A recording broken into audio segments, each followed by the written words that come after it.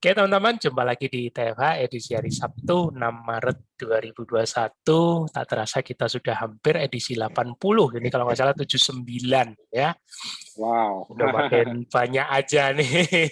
Masih tetap bersama founder kita, Mas Tio Prasetyo. Halo, selamat malam Mas. Halo malam Mas Budi, malam semua yang udah hadir. Udah berapa kita Mas? Kita sudah 37 Mas. Bakal nambah terus. Nambah lagi. Iya. Amin. Oke, malam semua. Ini malam ini Mbak Rosa udah hadir ya? Malam sudah, ini Mas. Narasumber kita Mbak Rosa Al-Munawarah, dokter gigi, DRG, dokter gigi. Mbak Rosa nih kita mau kepo ini, mau nanya pengalamannya KF. Terus kebetulan kalau nggak salah ini Mbak Rosa salah satu yang ikut di grup Isoman juga kemarin. Mungkin juga nanti bisa cerita pengalamannya dengan metabolic conditioning. Mbak itu udah online, Mbak Rosa? Sudah. Oh, ya, oke. Ya Mbak Rosa, monggo ceritakan awal kenal KF dari siapa, terus misalnya awalnya kendalanya apa, terus perbaikannya apa, yang dirasakan apa, terus respon lingkungan atau sejawat atau keluarga, terus sama nanti cerita yang Isoman juga Mbak. Monggo Mbak. Oke, mungkin saya pakai ini slide ya Mas. Oh ada slide ya? Boleh, silakan. Oh, ya, silakan. Udah masuk ya Mas ya? Sudah, tinggal dijalankan aja. Itu, slideshow. Dibesarin. Slideshow. Yes. Jadi selamat malam semuanya teman-teman KF. Assalamualaikum.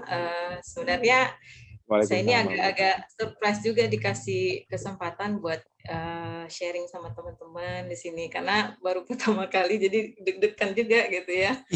Jangan deg-degan dong. Semoga ini karena banyak hal gitu Mbak. Ya ngobrol santai ya. Jadi mau awal cerita dari KF nih. Jadi sebenarnya saya KF bukan dari pas saya terkena COVID gitu. Jadi awal KF itu memang ini gini ya, mungkin buat teman-teman yang kalau gabung yang belum KF, belum tahu apa itu keto, ya usahakan kosongin gelas dulu ibaratnya gitu. Nah, banyak pengalaman sih ketika kita cerita ke teman-teman yang belum apa-apa udah blocking duluan gitu. Belum tahu apa, belum kita jelasin gimana, mereka udah nggak nerima. Jadi kalau bisa sama-sama kita kosongin gelas sama-sama biar nambah pengetahuan kita. Nah ini jadi awal saya gabung itu Mas dari Maret ya 2019.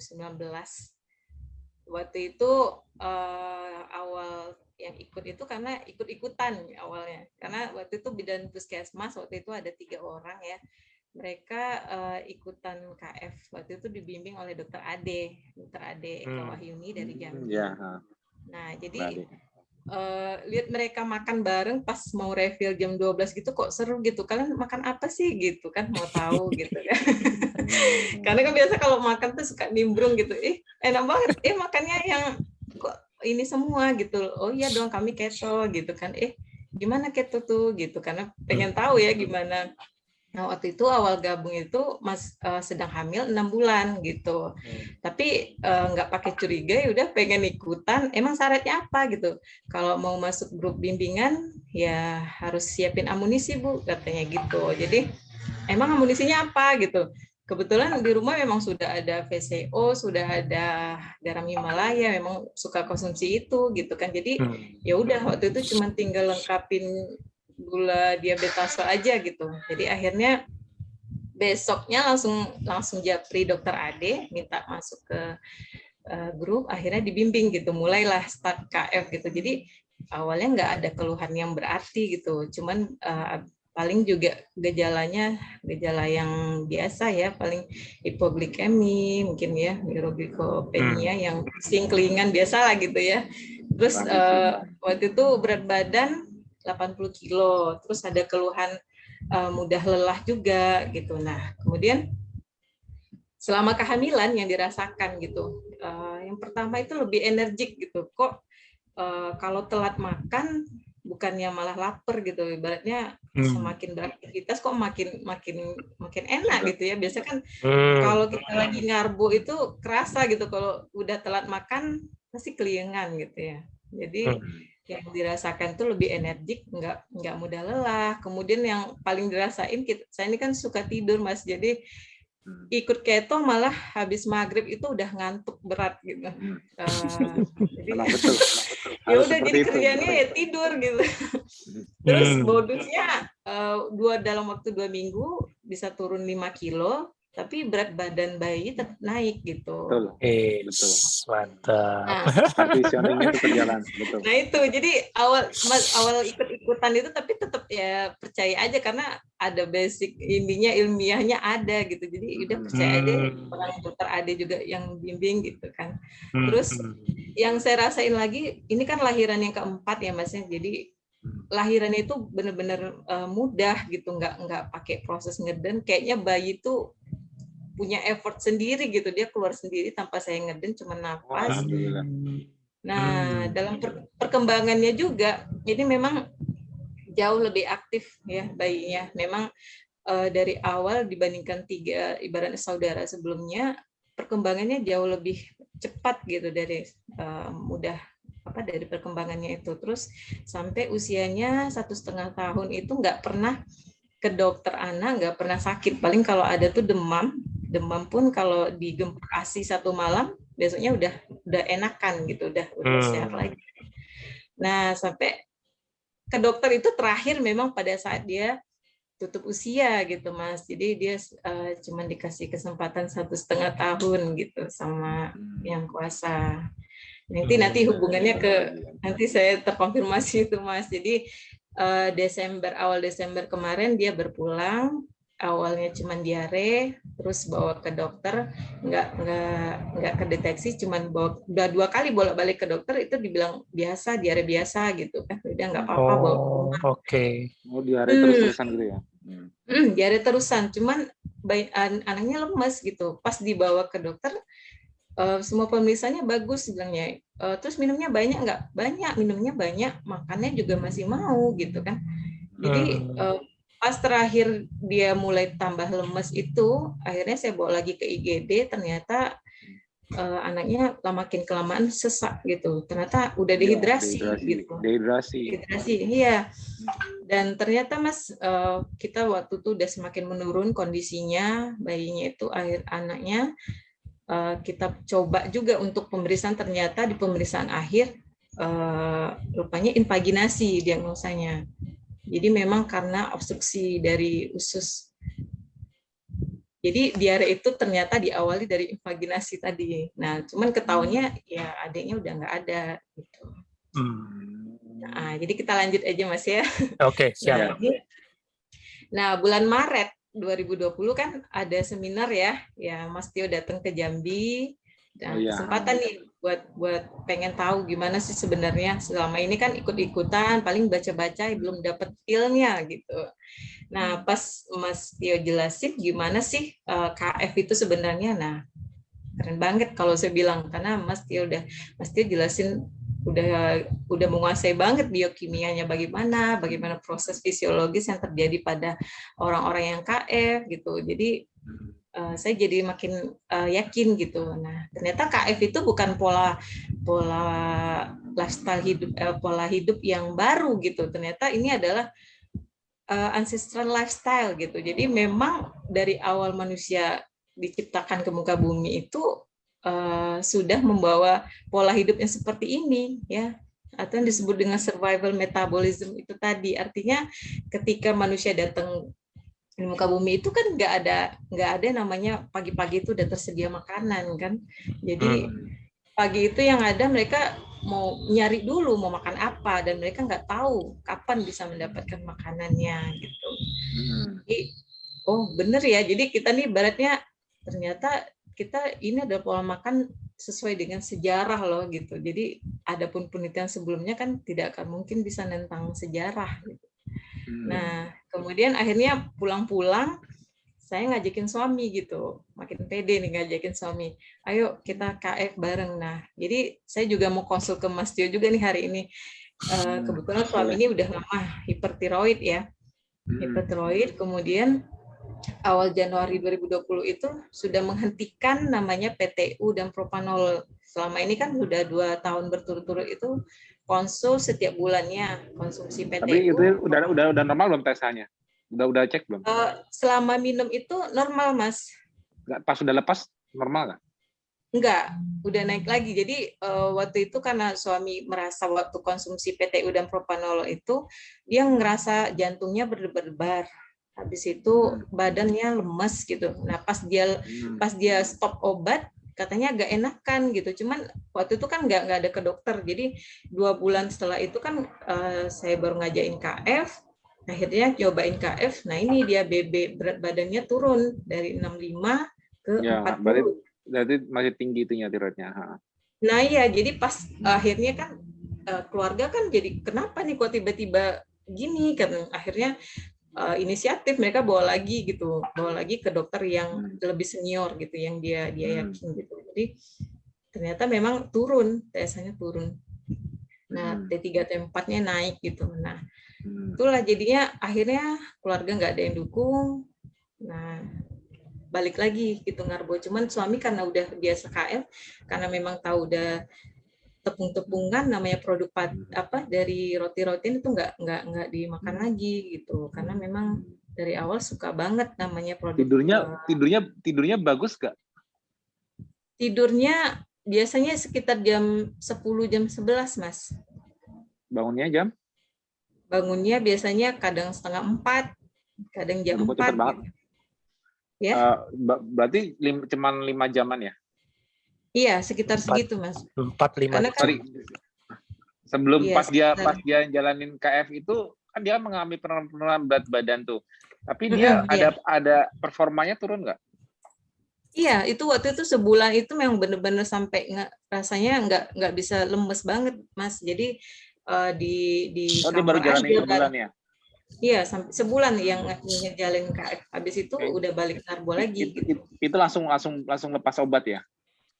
Iya, dari sebulan sebelumnya kan memang sudah lepas obat gitu. Dari sebelum mulai KF, berat badannya memang kelihatan sudah turun gitu. Tapi pas KF nambah turun lagi gitu. Iya, itu karena kan kalau saranku sih kalau untuk hipertiroid jangan langsung lepas obat, karena kan dia memang ada gangguan di tiroidnya kan. Nah, jadi dia memang stresnya, kalau hypertiroid itu sebetulnya memicu sistem stres kita kerjanya lebih tinggi. Jadi dia itu lebih metabolismenya itu lebih tinggi dibanding orang-orang normal kalau hipertiroid. Karena sistem stresnya juga tinggi dia.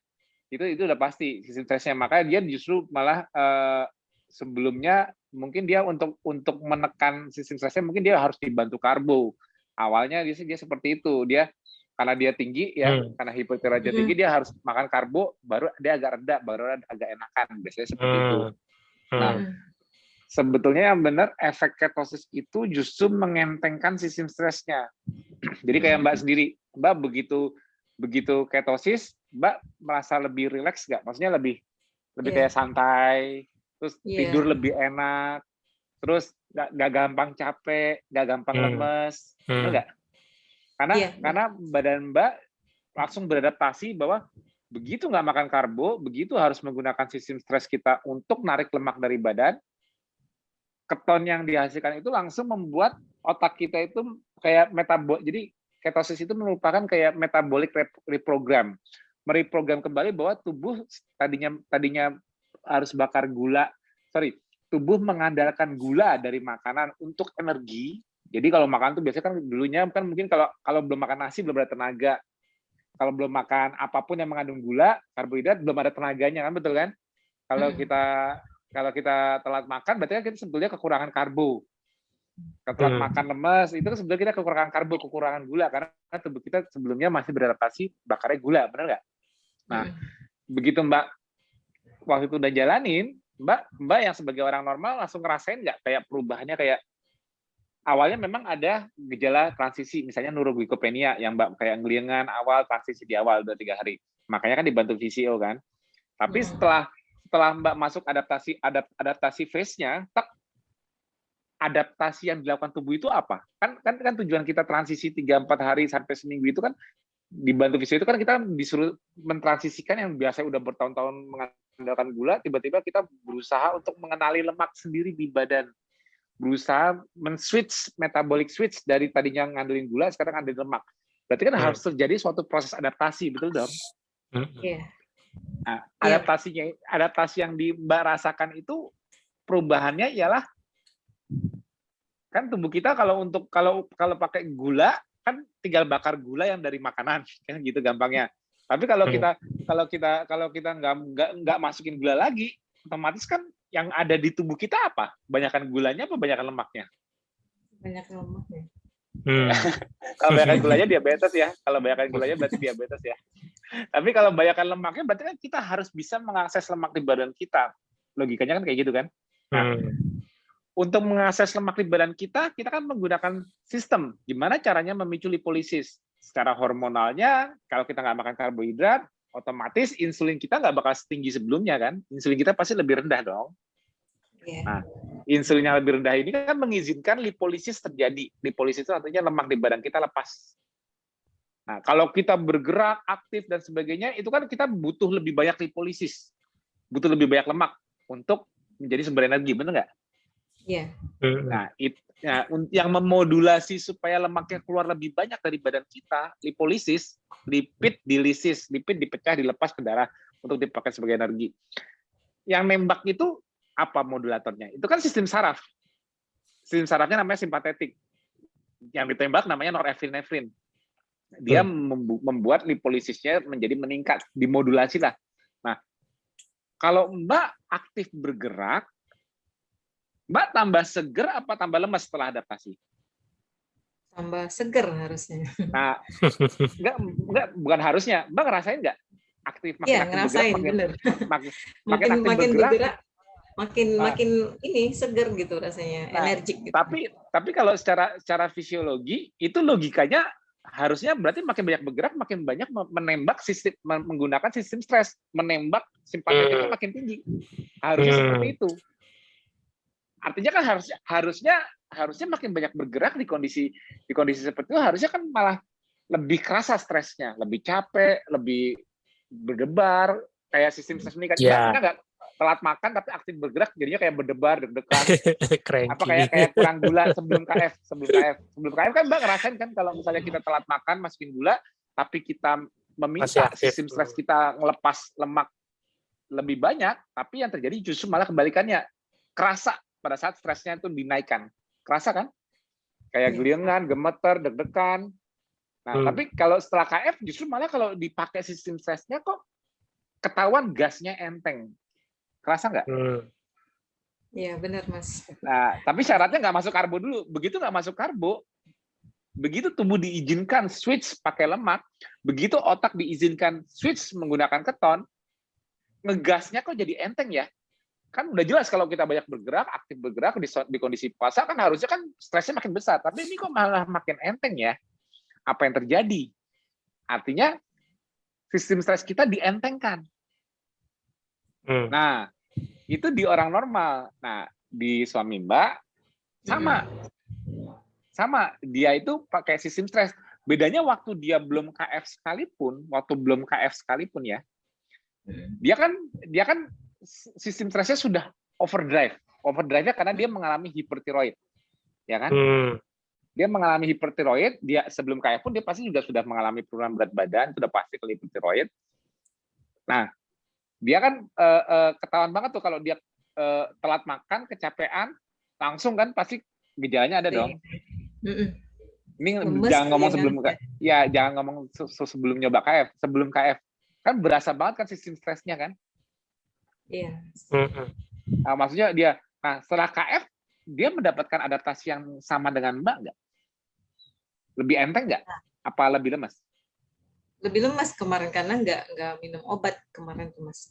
Itu rahasianya. Karena apa? Belum waktunya ngelepas. Sama seperti orang diabetes. Aku bilang orang diabetes juga ngelepas obat dan insulinnya juga bertahap, turunin bertahap. Nggak bisa langsung kita aku nggak minum obat begitu aku KF aku langsung tiroidnya sembuh. Nggak bisa, nggak bisa.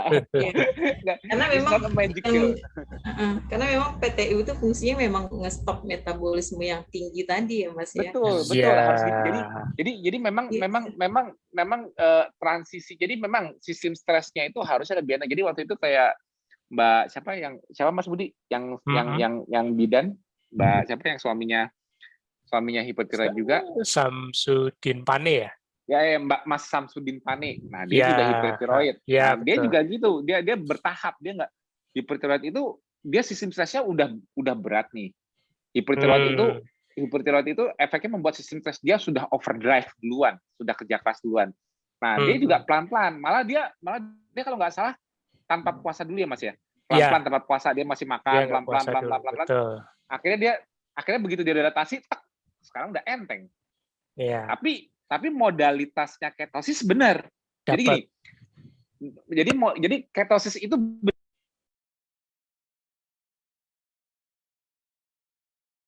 Halo? Sinyalnya Mas Tio hilang.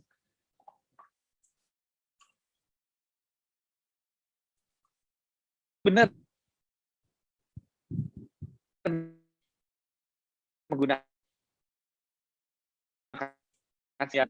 sistem stresnya nggak diperbaiki, nggak ada perbaikan.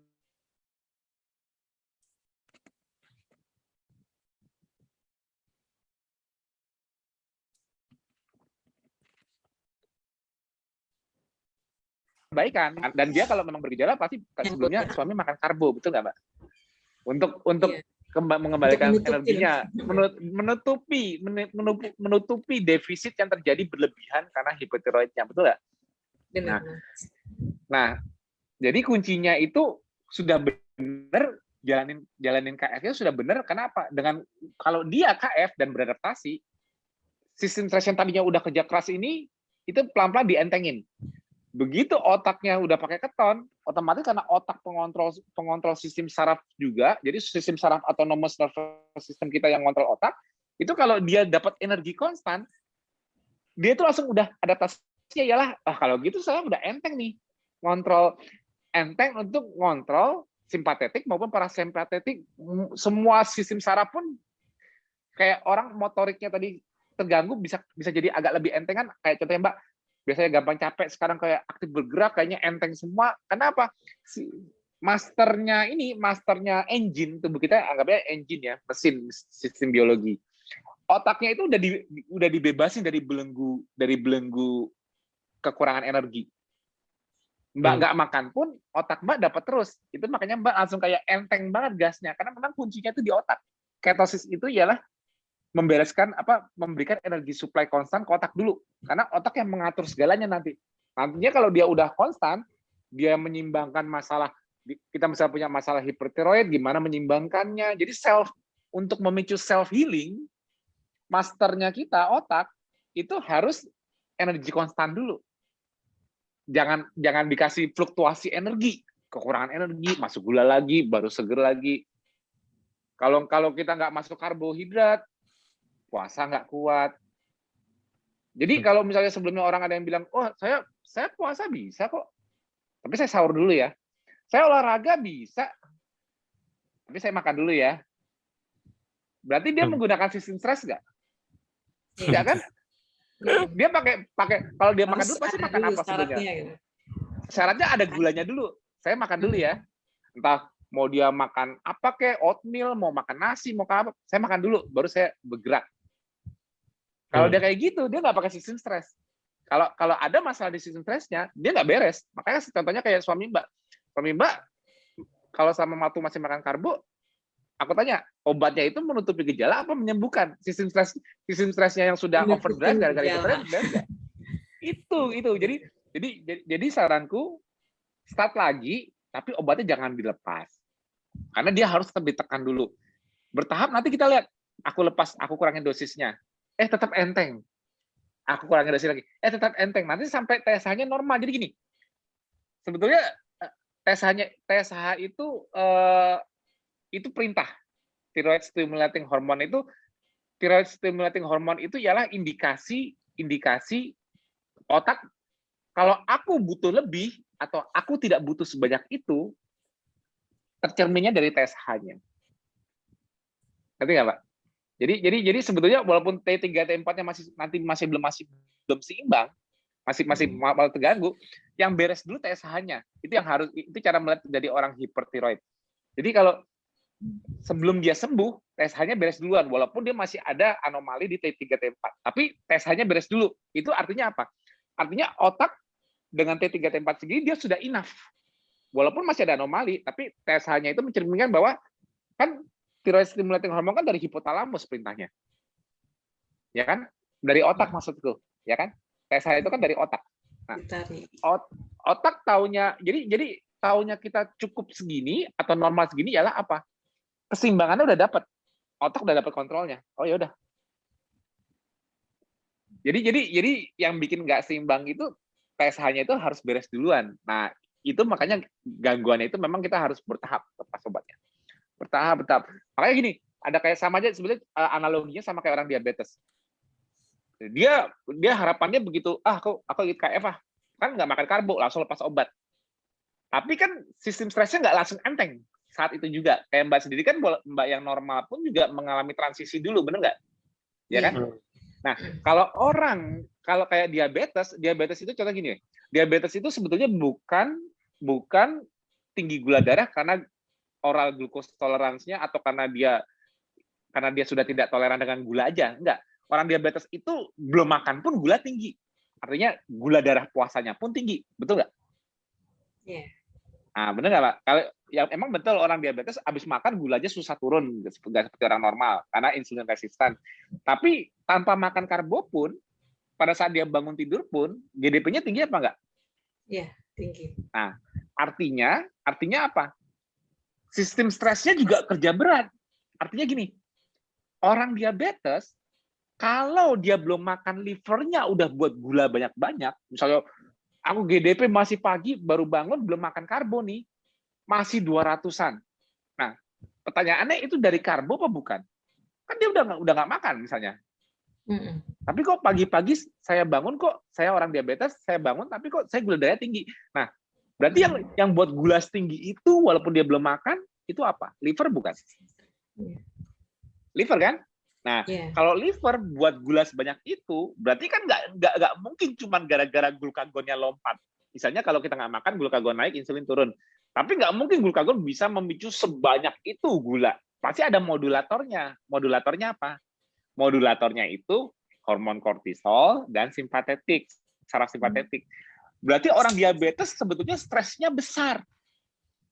Tercermin dari dia sistem stresnya memodulasi liver untuk buat gula kebanyakan setiap pagi. Nah, dengan analogi yang sama, berarti dia kan pakai obat untuk mengakali supaya livernya nggak buat gula banyak. Contohnya metformin.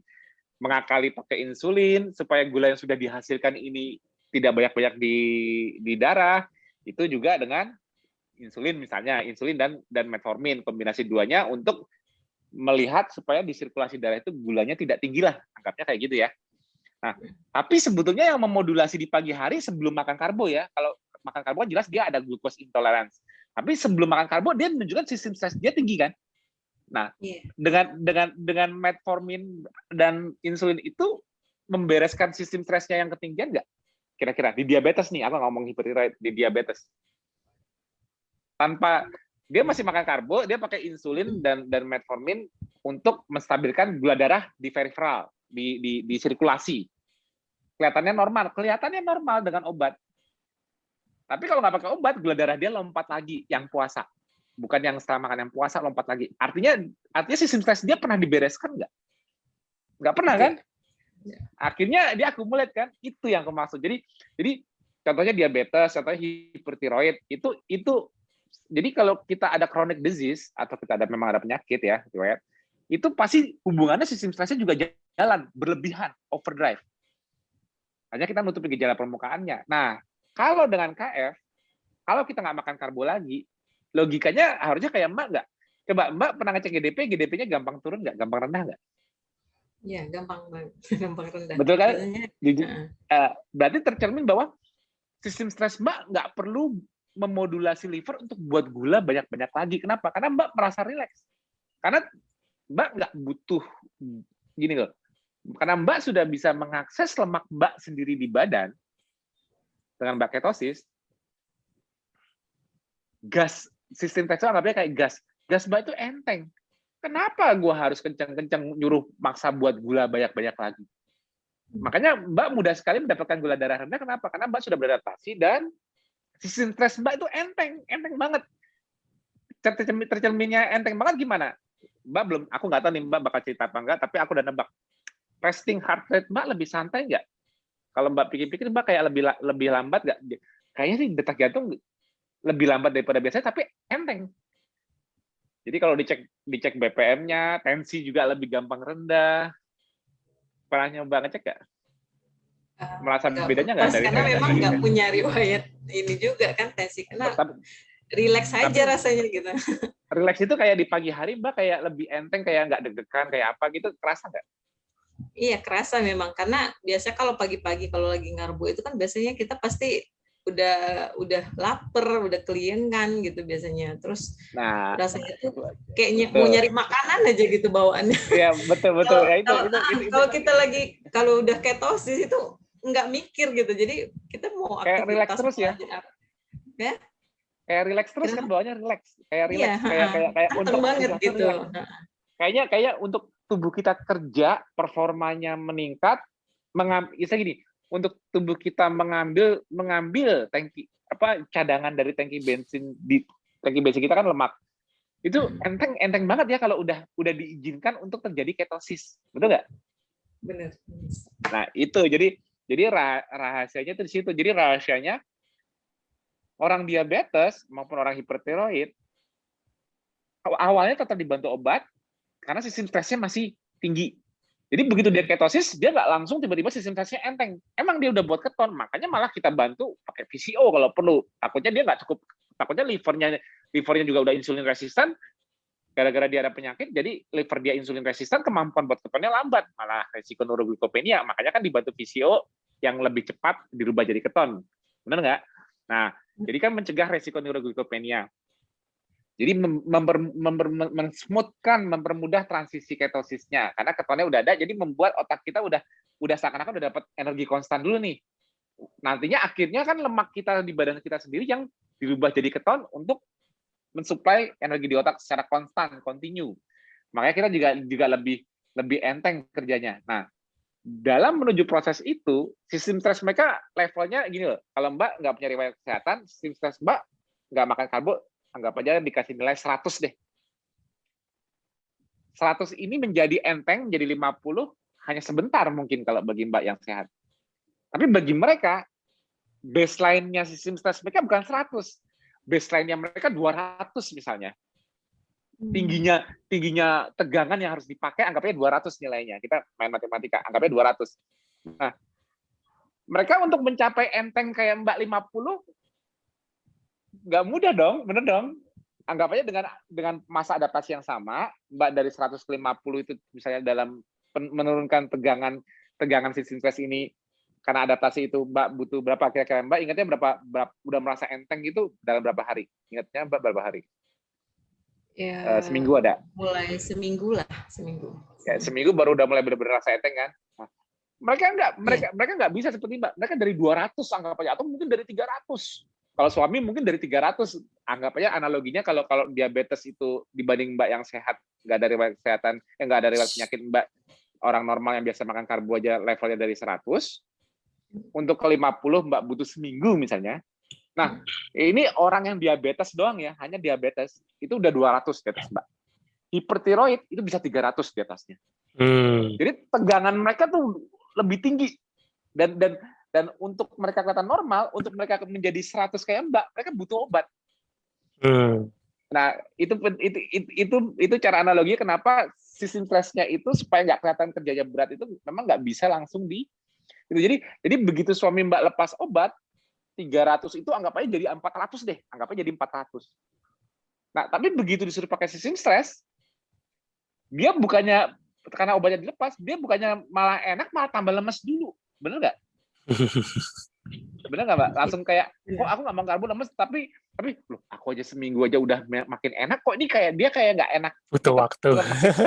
Tetap masih ada lemesnya, masih ini terus dropnya juga cepet. Bener nggak? Iya, Ngeliatnya kayak iya. gitu nggak Mbak? Iya. Ya, Mas. Itu yang aku maksud. Karena baseline awalnya Mbak. Baseline awalnya itu udah Startingnya lebih beda. tinggi. Startnya mulainya. Tetap. Nanti kalau aku saranin, Mbak mulai lagi tetap, tapi obat masuk, tapi tetap jalanin KF-nya. Nanti lepas pelan-pelan, lihat. Aku udah mulai enteng nih. Nah, berarti baseline dia udah mulai turun. Aku udah mulai enteng nih, mulai enteng. Oh, gasnya makin enteng. Nanti insya Allah sambil dikontrol, kalau baiknya sih pakai lab juga. TSH-nya normal, lepas juga nggak ada masalah. Jadi melepas obat dengan data. Ya. Kalau udah normal kok, apalagi mau diakalin, nggak ada kan? Nah, itu kuncinya. Nanti kalau mau ulang lagi. Kalau Oke, lanjut, Mas, Mbak. kan sekarang kan kondisinya BB-nya udah bener-bener sangat kurus nih. Pakai fasting juga nggak Mas ya kira-kira? Nggak, kayak ikutin kayak Mas Pane ya. Nah, ikutin kayak Mas Pane ibu tadi. Enggak, dia enggak, tapi justru kuncinya jangan puasa dulu karena ini hipertiroid ya. Jangan puasa dulu. Kalau perlu lapar makan. Jadi kayak model orang hibernasi. Jadi kayak konsol gitu ya Mas ya. Iya. Ya. Gimana?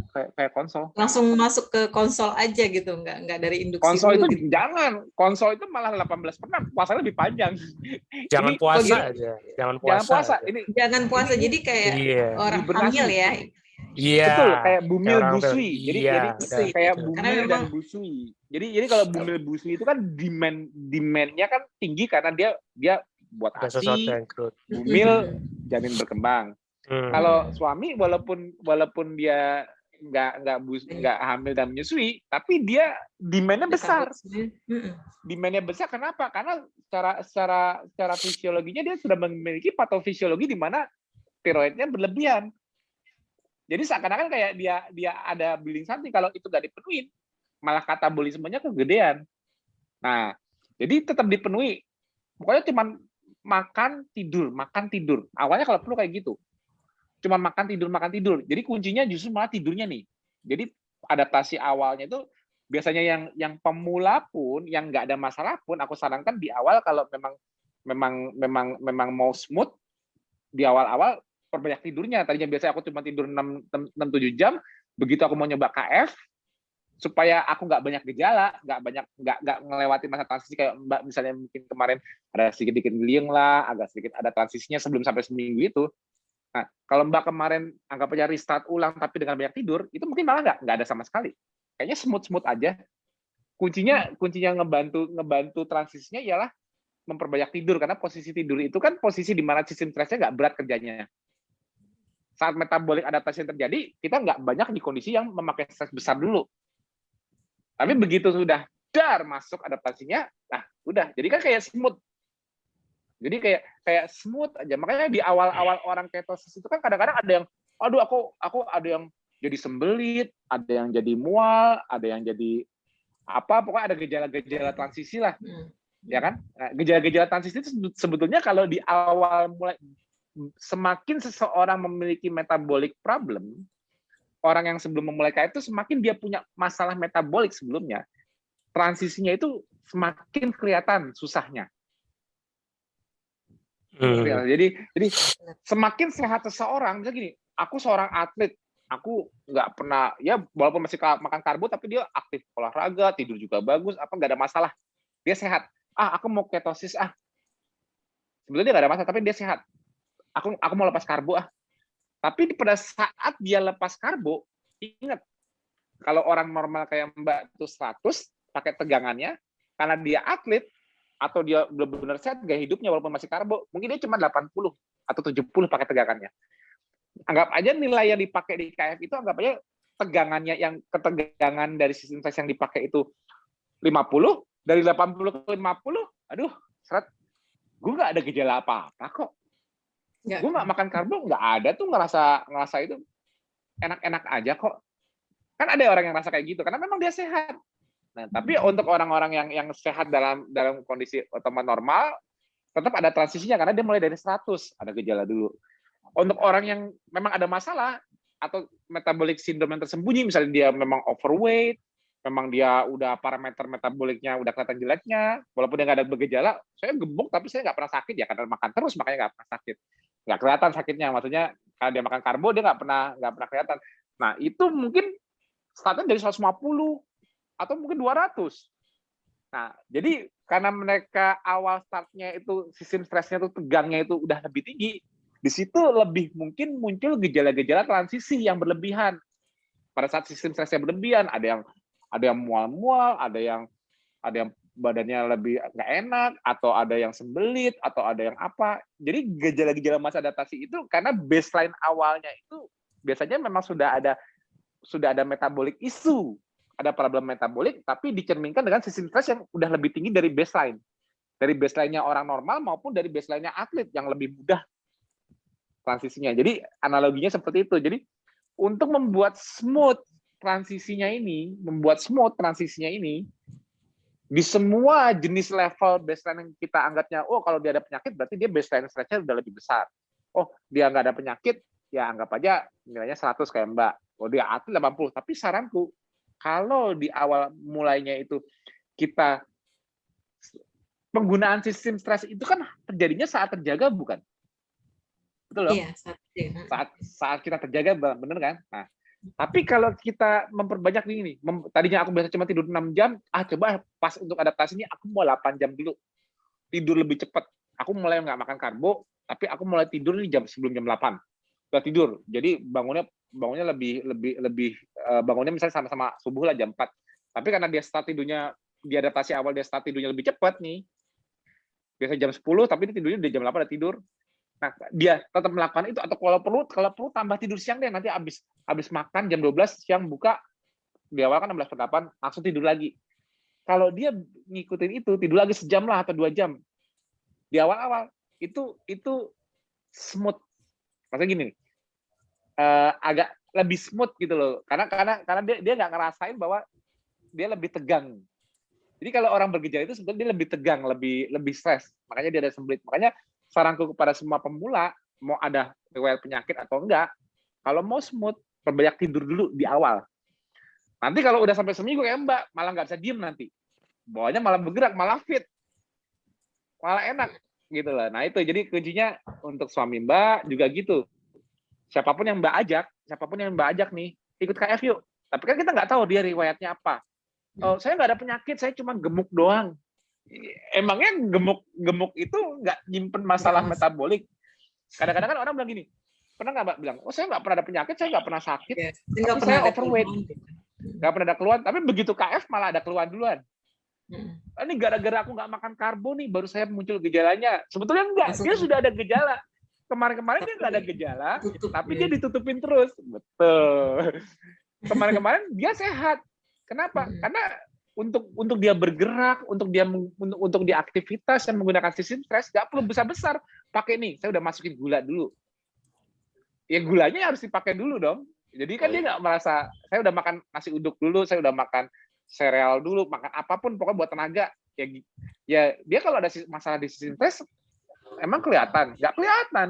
Kelihatannya apa? Kelihatannya begitu KF, disuruh puasa langsung mual-mual apa, bergejala. Jadi begitu makanya aku bilang sehatnya seseorang kita lihat dengan skip sarapan di awal. Makanya orang-orang KF yang bilang, oh saya sebelum KF gak ada masalah kesehatan, tapi gara-gara saya skip sarapan saya bergejala. Loh, makanya kan aku selalu ngajarin ancestral lifestyle. Masuk akal nggak manusia dari awal masa harus selalu makan dulu sebelum nyari makan? Kan kalau dulu kan orang nyari makan, bukan beli makan. Masuk akal nggak kalau skip sarapan itu dan bergejala, itu bahaya. Oh, nggak boleh telat sarapan. Sarapan the most important meal of the day. Itu kan teori modern. Berarti kalau untuk supaya sehat itu harus sarapan, kenapa nggak dari awal manusia ada di bumi aja harus sarapan dulu? Yang benar. Kalau kamu mau sehat, kamu sarapan dulu. Itu kalau bukan teori sekarang, bisa nggak berlaku di masa lalu? Nggak bisa kan? Nah itu jadi yang aku maksud gitu. Jadi skip sarapan, menunda makan, menunjukkan kesehatan metabolisme seseorang sebenarnya. Karena apa? Karena dia di-challenge untuk menggunakan sistem stres. Kalau kamu belum sarapan, kamu harus cari makan.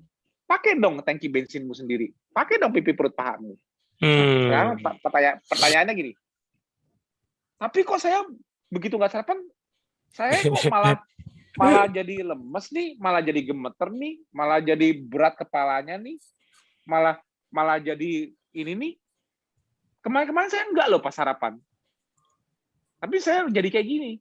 Nah, pertanyaannya yang salah karena disuruh nggak sarapannya, apa yang salah karena dia sebetulnya punya problem metabolik. Sistem stresnya berlebihan pada saat itu. Pertanyaannya gini kan, mana yang telur, mana yang ayam? Gara-gara disuruh nggak sarapan bergejala, disuruh nggak makan karbo bergejala, apa memang ada masalah yang baru kelihatan setelah nggak makan karbo dan skip sarapan? Nah, sekarang yang paling benar mana secara timeline manusia? Nggak mungkin dong. Yang paling benar ialah harus makan karbo dan sarapan. Aneh nggak? Masuk akal nggak coba kayak gitu? Kalau misalnya ada orang yang ngotot, ada yang ngotot, ya kalau mau sehat ya harus makan karbo dan sarapan dulu. Coba lihat tuh akhirnya tuh orang yang nggak sarapan dan nggak makan karbo bergejala kan? Nah, kok gitu? Berarti kalau nggak makan karbo kan harus pakai sistem stres, harus bisa narik tangki bensin. Narik tangki bensinnya bergejala berat. Kok bukan itu yang dilihat, tapi malah mentingin makanannya harus masuk karbo dulu, baru kebenarannya tuh maksudnya gimana ya? Secara fisiologi benar-benar itu makanya gini loh. Aku kenapa sangat mengedepankan fisiologi di KF? Kenapa? Karena di situ cara melihat cermin kebenarannya. Yang salah metabolismenya, yang sistem stresnya berlebihan sehingga tidak mampu skip sarapan dan tidak makan karbo untuk mengambil lemak dari badan.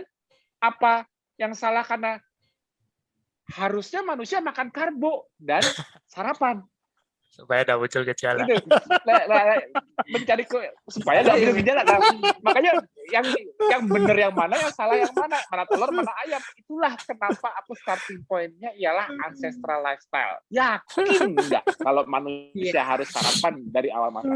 Yakin nggak kalau karbo harus masuk duluan? Makanya why ketosis itu sangat matter. Sebelum kita mikir, wah kalau kita keto nanti kita bakal misalkan saya kan banyak lah orang-orang anti keto di luar sana kan dari dulu juga udah banyak. Mereka itu kan selalu nyerangnya kan, wah kalau keto nanti gini-gini. Tapi kalau aku challenge fisiologinya, diem semua. Aku challenge kayak fisiologi basic kayak gini aja. Berarti kalau keto itu bahaya, jangan ketonya. Berarti tidak makan karbo bahaya. Benar nggak?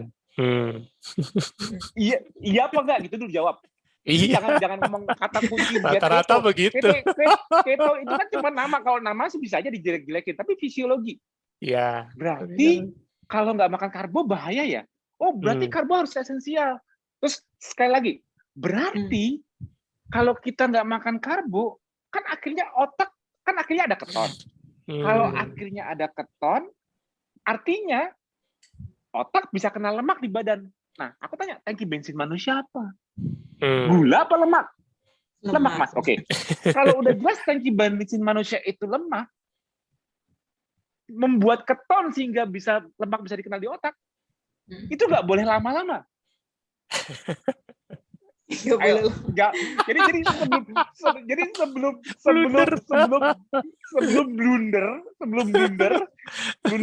ini nggak boleh nggak makan karbo lama-lama, nggak boleh gini, kalau nggak makan karbo lama-lama bisa kayak gini, kalau otak kenal lemak di badan lama-lama bahaya. Nah kalau kayak gitu kan jadi jelas oh iya ya fisiologinya ya. Tapi kalau orang cuma bilang diet keto bahaya, diet keto karena begitu karena kalau dilihat hanya sebagai diet, otomatis orang cuma melihat perbedaan dengan normalitas ala dia. Normalitas sekarang ialah orang banyak makan karbo, normalitas. Diet keto itu seakan-akan menjadi sesuatu yang aneh. Kenapa? Karena di masa di mana orang-orang makan karbo, ini ada orang-orang nggak makan karbo. Jadi Kayak balik dibikin ke zaman purba ya, Mas. iya, tapi kalau di masa sekarang, mudahnya dibilang diet keto. Karena orang secara awamnya taunya kan memang normal makan karbo, kan memang normal sarapan. Diet keto atau di KF ialah tidak makan karbo dan tidak sarapan. Ini nggak normal. Tapi kan mereka belum belajar sampai kenapa itu normal secara fisiologi. Kenapa itu normal secara kan mereka belum belajar. Tapi dengan ketidaknormalan yang cuma disimpulkan dalam satu kata diet keto atau KF, tinggal tambahin bahaya. Oh bahaya ya. Aku tuh ya, oh berarti gini. Oh bahaya ya kalau orang skip sarapan. Aku balikin. Oh bahaya ya kalau otak boleh kena lemak di badan. Nah, kalau nanyanya seperti itu baru jelas kan? Bahaya nggak ya otak bisa kena pipi perut paha? Bahaya nggak ya skip sarapan? Kalau di masa lalu orang bisa langsung sarapan apa mesti nyari makan dulu ya? Nah, basic seperti itu membuat jadi jangan dikelompokkan dalam satu kata. Apa yang dilakukan? Makanya di apa yang dilakukan di KF ini yang kebetulan slide-nya sama 5 pilar. Oh berarti intermittent fasting bahaya. IF itu bahaya loh. Jadi jangan kata-kata IF itu bahaya. Oh makan low carb tidak makan karbo itu bahaya. Jadi dari dulu manusia harus makan karbo. Oh tidur bagus itu bahaya. Oh relaksasi dan manajemen stres itu bahaya. Oh, aktif bergerak menjelang puasa itu bahaya. Nah, jadi harus tahu dulu isinya apa yang dibilang bahaya. Apa isinya dibilang bahaya? Jangan kata-katanya isinya apa. Kalau bilang jangan lama-lama KF. Kenapa? Kenapa saya nggak boleh lama-lama membatasi jendela makan? Supaya tidak berlebihan. Kenapa saya nggak boleh lama-lama tidak makan karbo? Ganti dong di textbook karbo esensial, tanpa karbo manusia nggak bisa buat gula. Ganti dulu textbooknya, ganti dulu fisiologinya. Jadi oh tidur harus bagus, ganti dulu. Oh malah lebih bagus begadang, misalnya gitu. Nah, jadi kalau kita bahas isinya apa yang dilakukan dan kita ngerti banget apa yang kita lakukan, selesai. Nggak bakal ada galau-galau lagi deh aku jawabin. Karena nggak tahu, nggak cuman bilang kata. Oh kata orang diet keto bahaya. Oh kata orang KF bahaya. Apa bahayanya? Apa fisiologinya? Apa yang bahaya? Jelasin. Karena banyak tuh yang bilang masalah ketosis itu Mas biasanya. Ketosis itu bahaya gitu. Mereka nggak tahu nih beda konsep. Kan ketosis itu artinya apa, Mbak? Ketosis. Mbak tahu kan ketosis itu artinya apa? Artinya otak pakai keton kan? Nah, iya, tahunya gitu otak pakai keton. Nah, itu nggak boleh. Berarti kan kalau nggak boleh, berarti otak pakai apa? Harusnya harus pakai gula. Kalau harus pakai gula, daging bensin kita nyimpen apa? Lemak apa gula gitu aja. Kan analoginya mudah banget diurutinnya. Intinya dimuseumkan, Mas. Gimana? Dimuseumkan. itu jadi jangan. Makanya aku justru malah capek-capek membuat analogi termudah supaya orang ngerti dulu gini. Jadi jangan belajar. Oh kalau saya ikut KF atau diet keto, saya makan ini. Akhirnya kalau kayak gitu, akhirnya cuma mentok di makanan. Makan aja gitu. Betul. Akhirnya cuma belajar makanan. Karena dia taunya cuma makanan, begitu ada apa-apa dia kebingungan. Apa gara-gara makanannya ya? Bingung nanti. Oh berarti gara-gara saya nggak makan karbo, saya jadi kayak gini. Nanti bingung. Kenapa? Karena dia nggak mau belajar fisiologinya. Dia taunya cuma saya ikut diet ini, berarti saya belajar makanannya aja. Nanti akhirnya bingung. Loh, tapi kok saya ada kayak gini-gini ya? Apa karena saya kemarin makan ikan ya? Apa karena saya makan telur ya? Apa saya karena makan ayam? Atau apa saya ada kurang makan sesuatu?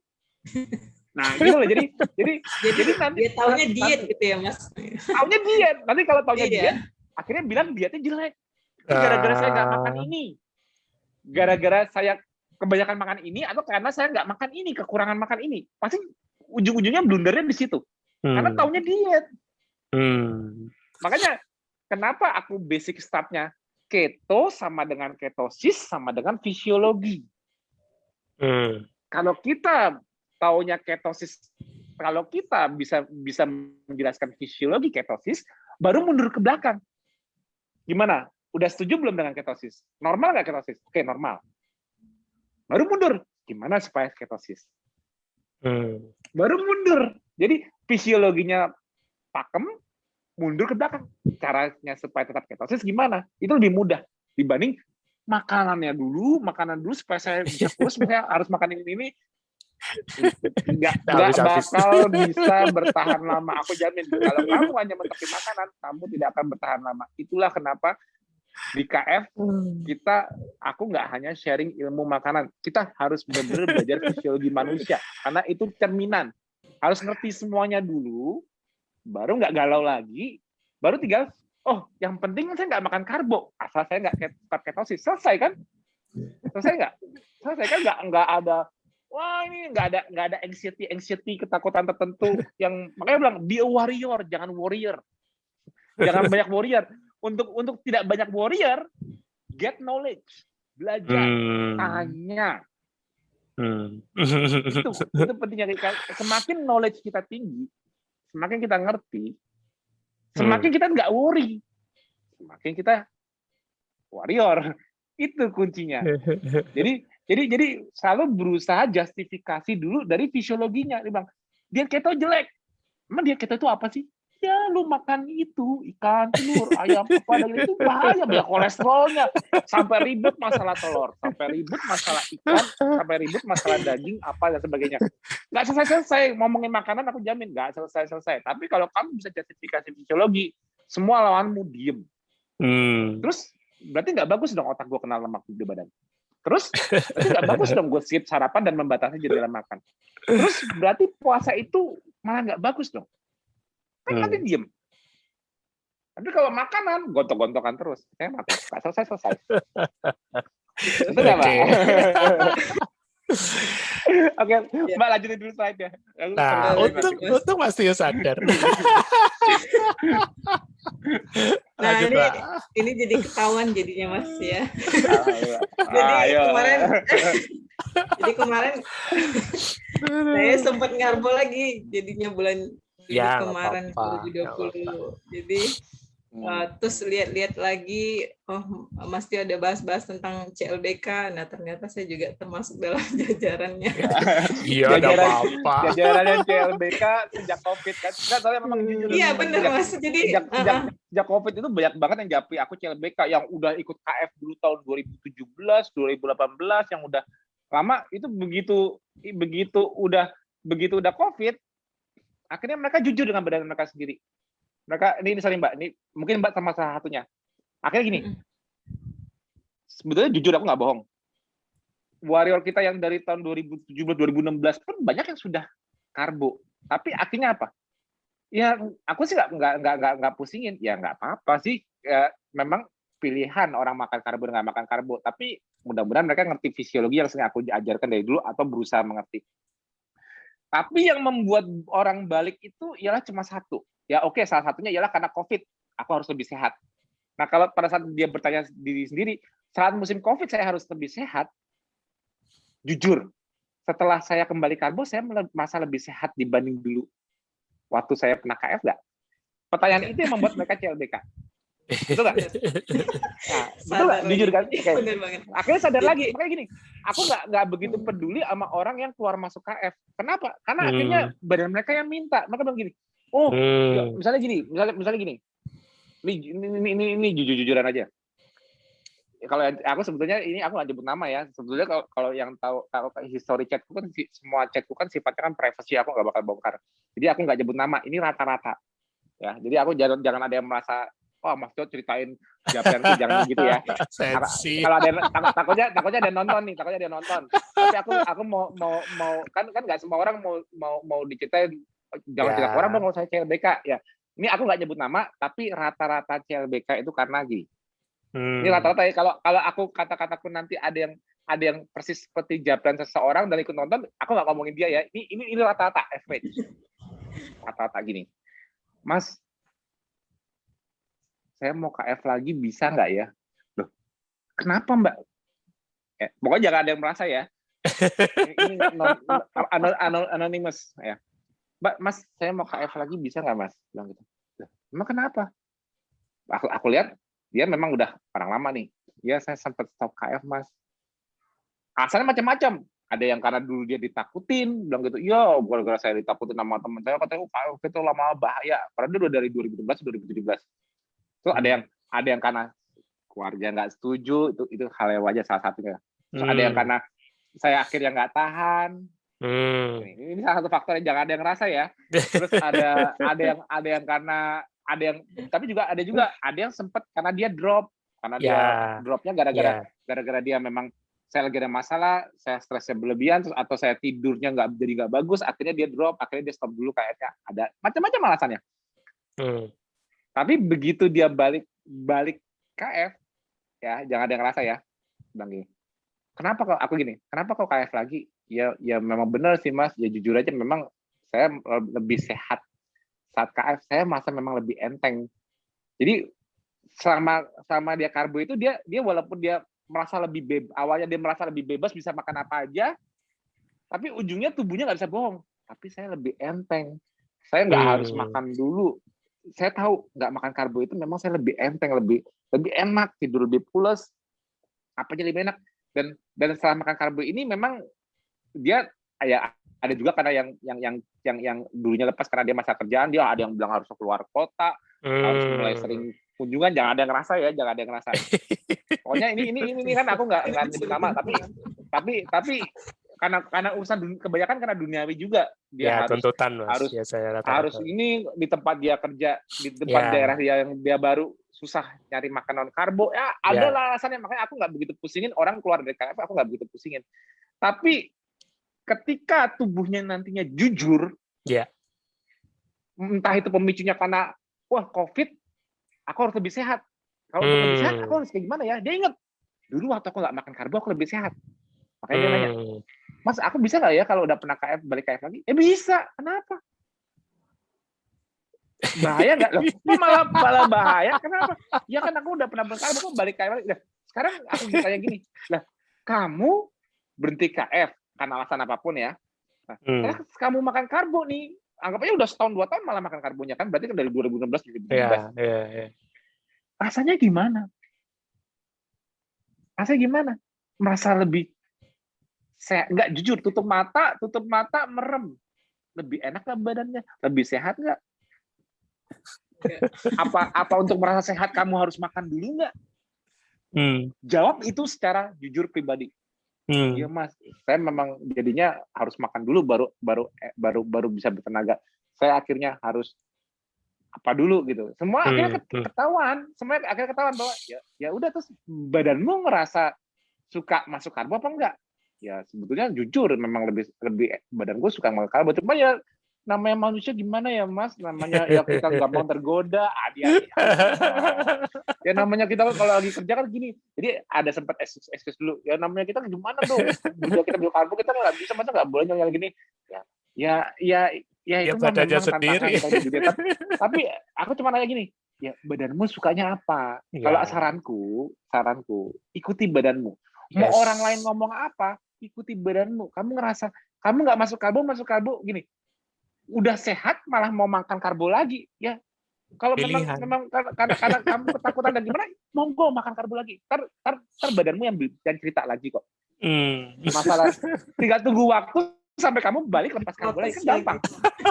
Aku nggak bakal, makanya gini, untuk membuktikan hari ini aku Mbak Roza belum cerita ya. Tapi pasti salah satu alasan Mbak ada yang seperti aku cerita. Coba cerita Mbak. Jujur, ayo jujur. Mumpung hari ini jujur-jujuran, ayo. Iya, kan ya jujur aja gitu kan, mau ngapain juga gitu. Iya. Mumpung narasumber harus berani malu. Jadi memang pas terkonfirmasi COVID ini, saya itu langsung nggak pakai mikir apa yang harus suplemen apa yang mau dimakan gitu Mas, tapi yang mikir tuh langsung, wah berarti ini memang lagi nggak benar. Waktu itu saya udah ngarbo lagi, abis itu dalam kondisi yang memang lagi down waktu itu. Jadi 5 pilar itu emang bener banget deh. Waktu itu lagi kondisi down, kehilangan adik kan, jadi memang lagi stres lah ibaratnya. Makanya ibaratnya jalur untuk virus ini untuk masuk ke tubuh itu jadi terbuka gitu. Terbuka lebar ya. Jadi tanpa pikir panjang, nggak mikir suplemen apa yang mau dimakan. Yang pertama kali itu hari ini langsung start KF gitu. Pas keluar hasil antigen, saya harus KF lagi nih. Karena memang semua amunisi itu memang masih lengkap gitu. Ya udah lanjut aja. Habis itu karena lihat di grup Warrior itu ada Mas Tio Japri, siapa yang mau masuk isoman, ya udah saya Japri Mas Tio dimasukin ke grup dan akhirnya dibimbing oleh Dokter Irma. Nah, jadi memang benar gitu. Jadi selama isoman itu ngapain aja gitu. Jadi memang kita disuruh banyakin tidur gitu. Terus ya memang karena suka tidur, ya udah tidur aja terus gitu sebanyak-banyaknya. Makan benar-benar bangun untuk makan yang full hewani, minum yang untuk mengganti cairan, minum bikin air ponari gitu-gitu. Jadi kok makin lama kok makin anteng. Nah, semenjak itu kok beda ya filmnya gitu. Ternyata Mas CLBK tuh ada feel tersendiri loh dengan awal. Feel apa nih? Ini kayaknya seru nih. Feel apa? Lebih dapet gitu. Jadi memang karena udah kesadaran sendiri gitu. Memang udah ngaku kalau memang badan tuh enak antengnya itu ya di pas kita lagi ketosis gitu. Kita ibaratnya dari pagi aja deh, pagi. Biasa kalau pagi tuh bangun tidur kalau ngarbo itu kok langsung perut tuh udah pedih gitu. Terus kita mau mikir mau makan apa gitu. Harus bisa. Sementara kalau kita ketosis ya kita bisa bebas mau ngapain, beraktivitas gitu tanpa perlu memikirkan makan gitu. Rasanya capek aja gitu, bentar-bentar lapar gitu. Bentar-bentar lapar. Jadi ya udah jujur aja sih sama diri sendiri kalau di keto itu emang lebih nyaman gitu. Nah, tapi nggak nyamannya kalau udah bergaul di lingkungan sosial yang semuanya pada makan karbo, kita sendirian dong. Kadang-kadang kan kendalanya kan di situ, bener nggak Pak? Cuma kendalanya situ doang. Jadi misalnya Mbak nggak lagi dalam komunitas atau nggak dari dalam itu, jadi Mbak ada yang tentu gini, ketosis itu nggak bakal terganggu kalau kita selalu jujur sama badan kita. Kita bakal terganggu kalau kita terekspos dari lingkungan eksternal. Artinya gini, entah akan ada yang nakutin kita, entah karena ada yang nawarin kita, entah karena ada yang membuat kita galau dah, akhirnya kita keluar. Tapi kalau tutup mata, jujur ke badan, ya oke. Kayak Mbak udah pernah balik makan karbo kan? Dengan alasan apapun Mbak, ya kan? Oke. Mbak pas makan karbo pun itu sebenarnya juga udah kerasa kan? Perbedaannya di mana ya? Waktu aku dulu nggak makan karbo, kan Mbak udah sempet KF, lepas, kan sekarang KF lagi. Tapi memang kalau habis CLBK biasanya udah lebih pakem lagi, lebih dari sebelumnya. Yang kebanyakan yang belum pakem itu kadang-kadang ini bukannya aku nyuruh orang keluar KF terus balik lagi dan lebih kuat kayak Mbak Roza. Ya kalau udah lebih tahu ilmunya kan nggak perlu kesandung dulu. Nah kalau Mbak Roza kan udah pernah ngalamin. Nah makanya Mbak Roza ceritain jujurnya itu kayak gimana rasanya di badan. Bisa nggak kita justifikasi sarapan penting, bisa nggak kita justifikasi makan karbo itu penting? Nah justifikasinya dari Mbak gimana, dari badannya dirasakan?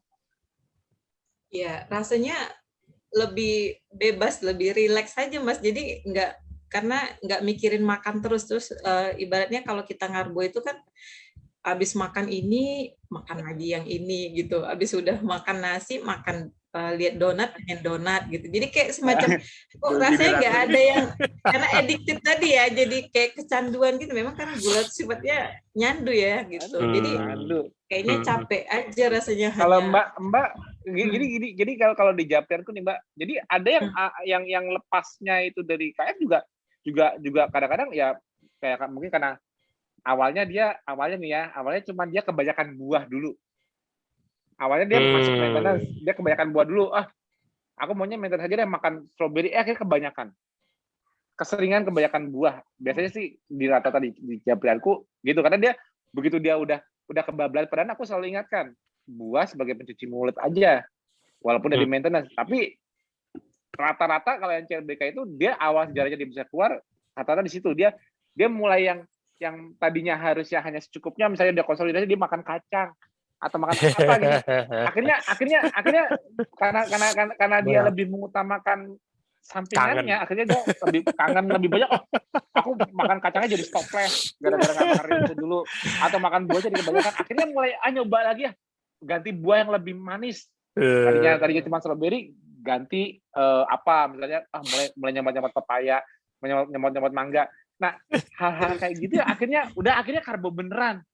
Karbonya mungkin dari yang baru mulai pakai nasi merah dulu. Akhirnya juga apa? Bohong. Pasti makan nasi lagi. Akhirnya udah kayak biasa aja, makan mie, makan roti, makan apa. Gitu aja. Akhirnya nafsu akan gulanya itu nggak terbendung lagi karena otaknya kan udah nggak ketosis. Akhirnya dia secara nggak sadar bahwa ya akhirnya craving gulanya muncul lagi. Akhirnya dia makan karbo sebenarnya lagi, walaupun awalnya kesannya kayak cuman ya ngurang-ngurangin lah gitu, cuman masuk karbo dikit, anggapannya ketos. Tapi akhirnya kebanyakan dari rata-rata yang japri aku, alasan mereka ketahuan. Mereka kadang-kadang ada yang loss-nya itu karena mulai loss di gaya hidupnya, mulai loss di yang tadinya secondary, sifatnya jangan berlebihan, ini malah dilebihin. Dia apa akhirnya ya benar. Jadi kayak contohnya yang aku sering dapat itu CLBK itu karena dari buahnya kebanyakan masih buah lokap, tapi kalau kebanyakan kan nggak lokap. Akhirnya dia mulai nyoba yang lebih manis. Akhirnya udah mulai yang itu akhirnya ujung-ujungnya dia nggak benar-benar bisa lokap. Akhirnya carb beneran. Iya. Maksudnya karena kan kalau nggak ketosis kan otak pasti nyari gula. Cara fisiologinya nggak bisa dibendung. Secara fisiologinya domino efeknya secara fisiologi nggak bakal bisa dibendung. Akhirnya untuk saya lebih segar lagi, karena saya udah nggak full ketosis, untuk lebih segar lagi saya harus dari makanan. Pakai makanan yang lambat serap pun jadi gini. Jadi jatuhnya kayak orang yang nggak pernah KF tapi dietnya pakai nasi merah atau apa ya yang rendah karbo. Itu kan ujung-ujungnya sering cheating. Akhirnya pas hari Minggu makan beneran donat apa-apa. Baru intinya makan lagi pakai oatmeal, pakai apa. Jadi pada hanya dalam zona tertentu dia ini, tapi akhirnya dia craving-nya tinggi dibablasin di hari Sabtu Minggunya misalnya. Terus dia mulai pola makan low glycemic lagi, misalnya gini.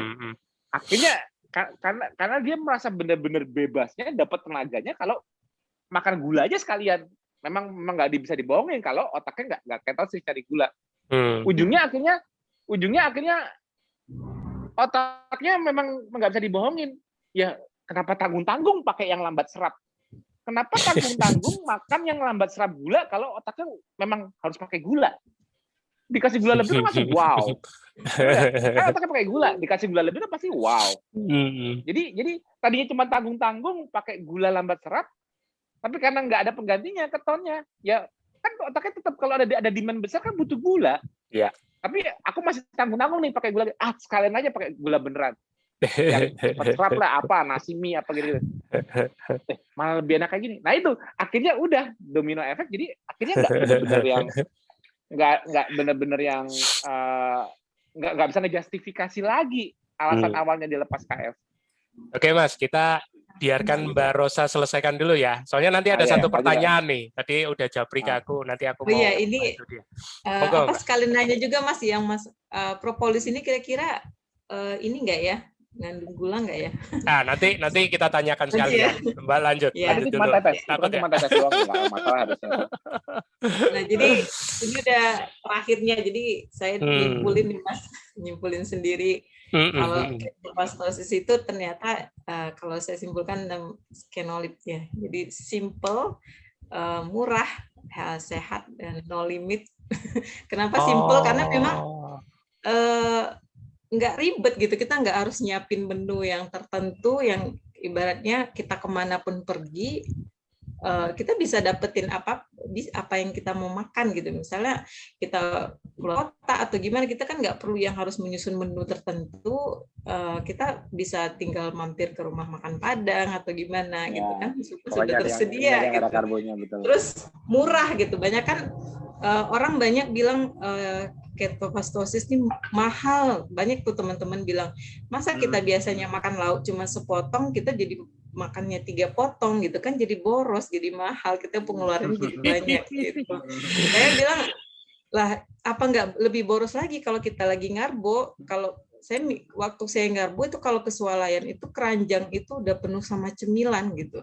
Jadi snacknya, belum rotinya, belum lagi susunya gitu. Jadi saya mikir itu namanya kita hemat gitu, hemat untuk sehat malah, bukannya lebih mahal. Jadi di satu sisi kita ngeluarin, di satu sisi kita malah nggak ada pengeluaran untuk itu gitu. Jadi saya bilang ini diet yang paling murah gitu. Kemudian sehat ya, bonusnya berat badan turun ya. Sudah dipastikan lagi, lihat aja 5 pilarnya tadi ya, yang sudah dari puasa, dari low carb-nya, dari tidur yang berkualitas, dari manajemen stresnya, kemudian exercise, dari apa yang seperti itu, apakah tidak membuat kita menjadi sehat gitu. Kemudian tidak terbatas ruang dan waktu. Dan benar, kita mau ibaratnya kita mau terdampar di belahan bumi manapun gitu, kita tetap bisa menerapkan pola hidup ketofastosis gitu. Karena ibaratnya kita mau di Indonesia, kita mau di kutub utara sana, tetap bisa kita melaksanakannya, nggak ribet, tidak terbatas oleh ruang dan waktu. Nah, dan pastinya fisiologisnya juga jelas ya. Mas Tio udah jelasin tadi gimana awalnya dari ancestral lifestyle, dari awal manusia diciptakan tadi, apa yang terjadi secara fisiologisnya, bagaimana ketosis kan terjelaskan semua di sini. Jadi saya bilang komplit. Nah, jadi saya singkat dengan scanolib gitu. Tadi aku sempat googling, ini istilah baru ini kayaknya ditemukan Mbak Rosa. Enggak, ini istilahnya saya bikin sendiri, Mas. Iya, makanya. Sempat googling kan nggak ketemu. Ya, mungkin itu aja sharingnya, Mas. Jadi makasih banyak buat Mas Tio, Dr. Ade, Dr. Irma, dan semua expert KF. Pokoknya terima kasih banyak, ilmunya benar-benar membantu. Semoga banyak teman-teman lain yang juga bisa ngikut dan mau tahu dulu gitu dengan apa sih sebenarnya. Thank you. Nanti Mas Tio bakal jelasin sedikit yang propolis ya. Tapi biasanya ini konsen koridornya di konsumsinya seperti apa yang dalam tanda kutip diperbolehkan. Monggo Mas. Sedikit aja, habis itu ada pertanyaan, kayaknya cukup. Kalau propolis walaupun sama dia, aku sih belum pernah ngecek NF-nya sih jujur. Tapi setahuku seingatku kalau propolis itu pakainya kan ditetes ya. Enggak, Mas. Jadi ada propolis. Jadi sebenarnya propolis itu aslinya bentuknya padat. Jadi kan propolis itu kan aku baru tahu. Dia itu adalah diambil dari pelindungnya sarang lebah, Mas. Jadi dia itu kayak antioksidan. Antibiotik kalau nggak salah. Dia itu antioksidannya tinggi. Jadi aslinya bentuknya sediaan itu padat. Nah, kenapa banyak yang cair ya? Karena yang cair itu sudah dilarutkan dengan pelarut, termasuklah alkohol. Kalau yang padat itu Mbak udah pernah ngecek NF-nya belum? Nah, NF-nya belum, Mas. Jadi nanti boleh belum pernah aja, Mas ya. Tapi ya boleh. Tapi kalau gini, intinya gini. Aku sih orang jujur. Aku selama Japrian orang yang masuk ke KF itu banyak dari manapun. Ada yang bawa ada yang Mas saya sebelumnya saya biasa makan vitamin atau suplemen atau herbal atau apa ini. Ya boleh ya. Aku sih mau nggak mau kan aku kan karena kadang-kadang mereka cuma ngomong merek. Aduh. Iya. Aku bilang karena ini belum belajar, oke deh aku googling sebentar, ini merek ini apa, dia makan apa. Sebelumnya ada yang kemarin tuh yang paling banyak tuh kemarin tuh Bajaka. Apa tuh Bajaka? Kayu Bajaka. Oh itu kayu. Ya aku baru tahu bilang gitu. Ya aku baru tahu kan aku orangnya jarang makan aneh-aneh gitu. Jarang update. Oh sekarang lagi ngetren apa nih tuh, ada apa tuh yang dari ikan apa kapsul apa aku nggak tahu lah. Kayaknya perlu deh Mas itu buat penelitian. Jadi aku tuh bukan di Indonesia. Jadi gini. Ya kalau kamu merasa bisa membantu, kalau kamu merasa, tapi intinya jujur, intinya di ketosisnya. Jadi jangan sampai kamu makan sesuatu yang kamu menganggap membantu sebagai ikhtiar, aku nggak larang, boleh, tapi jangan dipaksakan yang kira-kira membatalkan ketosisnya. Misalnya gini, Itu dia. ini sorry, misalnya gini, oh aku udah biasa minum beras kencur, dengan beras kencur aku sehat, sekarang aku mau KF, bisa nggak Mas aku tetap minum beras kencur? Aku cek NF-nya, wah nggak bisa. Nggak bisa dikombinasi gitu Mas, ketosis dengan beras kencur. Kan, itu kan karbo. Terus kamu dapat ketosisnya gimana fisiologinya? Padahal yang aku bilang Les tadi kan yang membuat kita modalitas kita. Kalau kita ketosis, 5 pilar jadi mudah, tidur jadi enak, membatasi jendela makan jadi mudah, aktif bergerak tanpa makanan jadi mudah. Mudah. Relaksasi lebih mudah. Akarnya ketosis. Tapi ada suatu suplemen yang dia yakini sangat membantu nih pasti nih saya dengan minum beras. Tapi kalau itu akhirnya membatalkan ketosis, ya nggak bisa. Ya, cuma gitu doang. Tapi kalau dia apa tuh yang kemarin ngomong orang yang orang nanya sama aku bajakah atau apa itu, lah coba NF-nya dilihat. Kira-kira bisa membatalkan nggak? Atau jumlahnya sangat, walaupun dia ada unsur karbonya, tapi misalnya dalam bentuk kapsul masih oke ya, monggo. Asal apapun. Sebenarnya aku nggak pernah ngelarang apapun itu kalau dia merasa serak, aku jalanin aja. Ikutin aja, tapi kadang-kadang memang suka blunder, bilang, wah nih gara-gara saya dengan suplemen ini, dengan KF, saya jadi lebih sehat. Kalau orang lain pun bisa tanpa itu, gitu loh. Orang lain pun bisa tanpa itu. Jadi intinya aku nggak pernah ngelarang, jangan. Soalnya kadang-kadang kalau aku bilang, ya itu nggak perlu, nggak usah, tapi aku nggak ngelarangnya dalam tanda kutip, aku nggak bisa mempertahankan fisiologinya. Mas, aku boleh nggak minum air kayu apa tadi, kayu bajaka? Kayu bajaka. Ya? Itu direbus ya Mas ya? Iya. Aku nggak tahu direbus. Oke. Terus tiba-tiba aku ngarang, kata Mas Tio di KF nggak boleh minum kayu bajaka. Repot aku nanti begitu. Alasannya apa Mas? Saya nggak boleh minum kayu bajaka. Ya nggak ada sih, nggak batal ketosis. Makanya aku kalau bilang jangan terhadap sesuatu yang mau ditambahkan di KF, jangannya itu karena aku bisa mempertanggungjawabkan fisiologinya. Kenapa jangan? Kenapa juga nggak ya? Boleh nggak aku minum ini? Sebelumnya dari dia pernah minum itu atau dia dari grup mana yang itu? Kalau selama tidak mengganggu inti yang kita mau dapatkan di KF, aku nggak bakal pernah larang kok. Percaya deh. Tapi kalau kamu memaksakan sesuatu yang sudah jelas itu karbonya tinggi. Terus kalau kamu ketosisnya batal, sehari bisa lebih dari 20 gram misalnya masuk net carbnya, nah terus gimana apa yang mau didapatkan dari KF-nya dong kalau gitu? Yes. Dengan yang dia bawa itu. Nah cuma itu doang. Jadi nanti kedepannya nggak cuma nanya propolis, pasti ada aja orang yang baru ada ngetren suplemen baru ini nih, atau ada ngetren herbal ini lah apa. Ya monggo. Ya kalau memang mau membantu, kalau memang akan membantu, ada sugestinya atau memang secara materinya memang membantu, boleh ditambahkan di KF, tapi kamu ikutin aturan mainnya dia, ikutin aturan pakainya, ituin dosisnya dia. Jangan nanya balik aku bilang, Mas kalau aku minum ini akar bajaka, aku boleh minum berapa kali sehari? Lah, mana aku tahu. Yang rekomendasi siapa akar itu dan anjurannya berapa kali? Itu terserah gitu loh. Maksudnya harus dia harus tahu ilmunya. Misalnya ada apa tuh yang apa, aku nggak tahu, yang fish itu sering tanyain tuh, di petunjuknya minumnya berapa kali. Aku nggak tahu. Pas eranya masuk oke boleh. Terus saya berapa kali? Bingung lagi. Kamu disuruhnya berapa di situ? 3 kali sehari. Ya udah 3 kali sehari. Kalau memang ada unsur karbohidratnya ya jangan. Ini 2 kali sehari di jendela makan. Ya. Gitu aja kan gampang kan? Maksudnya dimodifikasi sendiri lah sesuai. Pokoknya intinya apa? Menambahkan sesuatu di luar KF, di luar yang udah pernah, terus ada mau ditambahkan boleh, tapi ya ilmunya dicari sendiri di sumbernya. Ya. Oh saya menambahkan ini, ada ilmunya ini, misalnya propolis ada ini ilmunya, terus ada kayu bajaka itu ada ini, terus ada apa herbal tertentu ada ini ilmunya. Jadi jangan sampai bingung.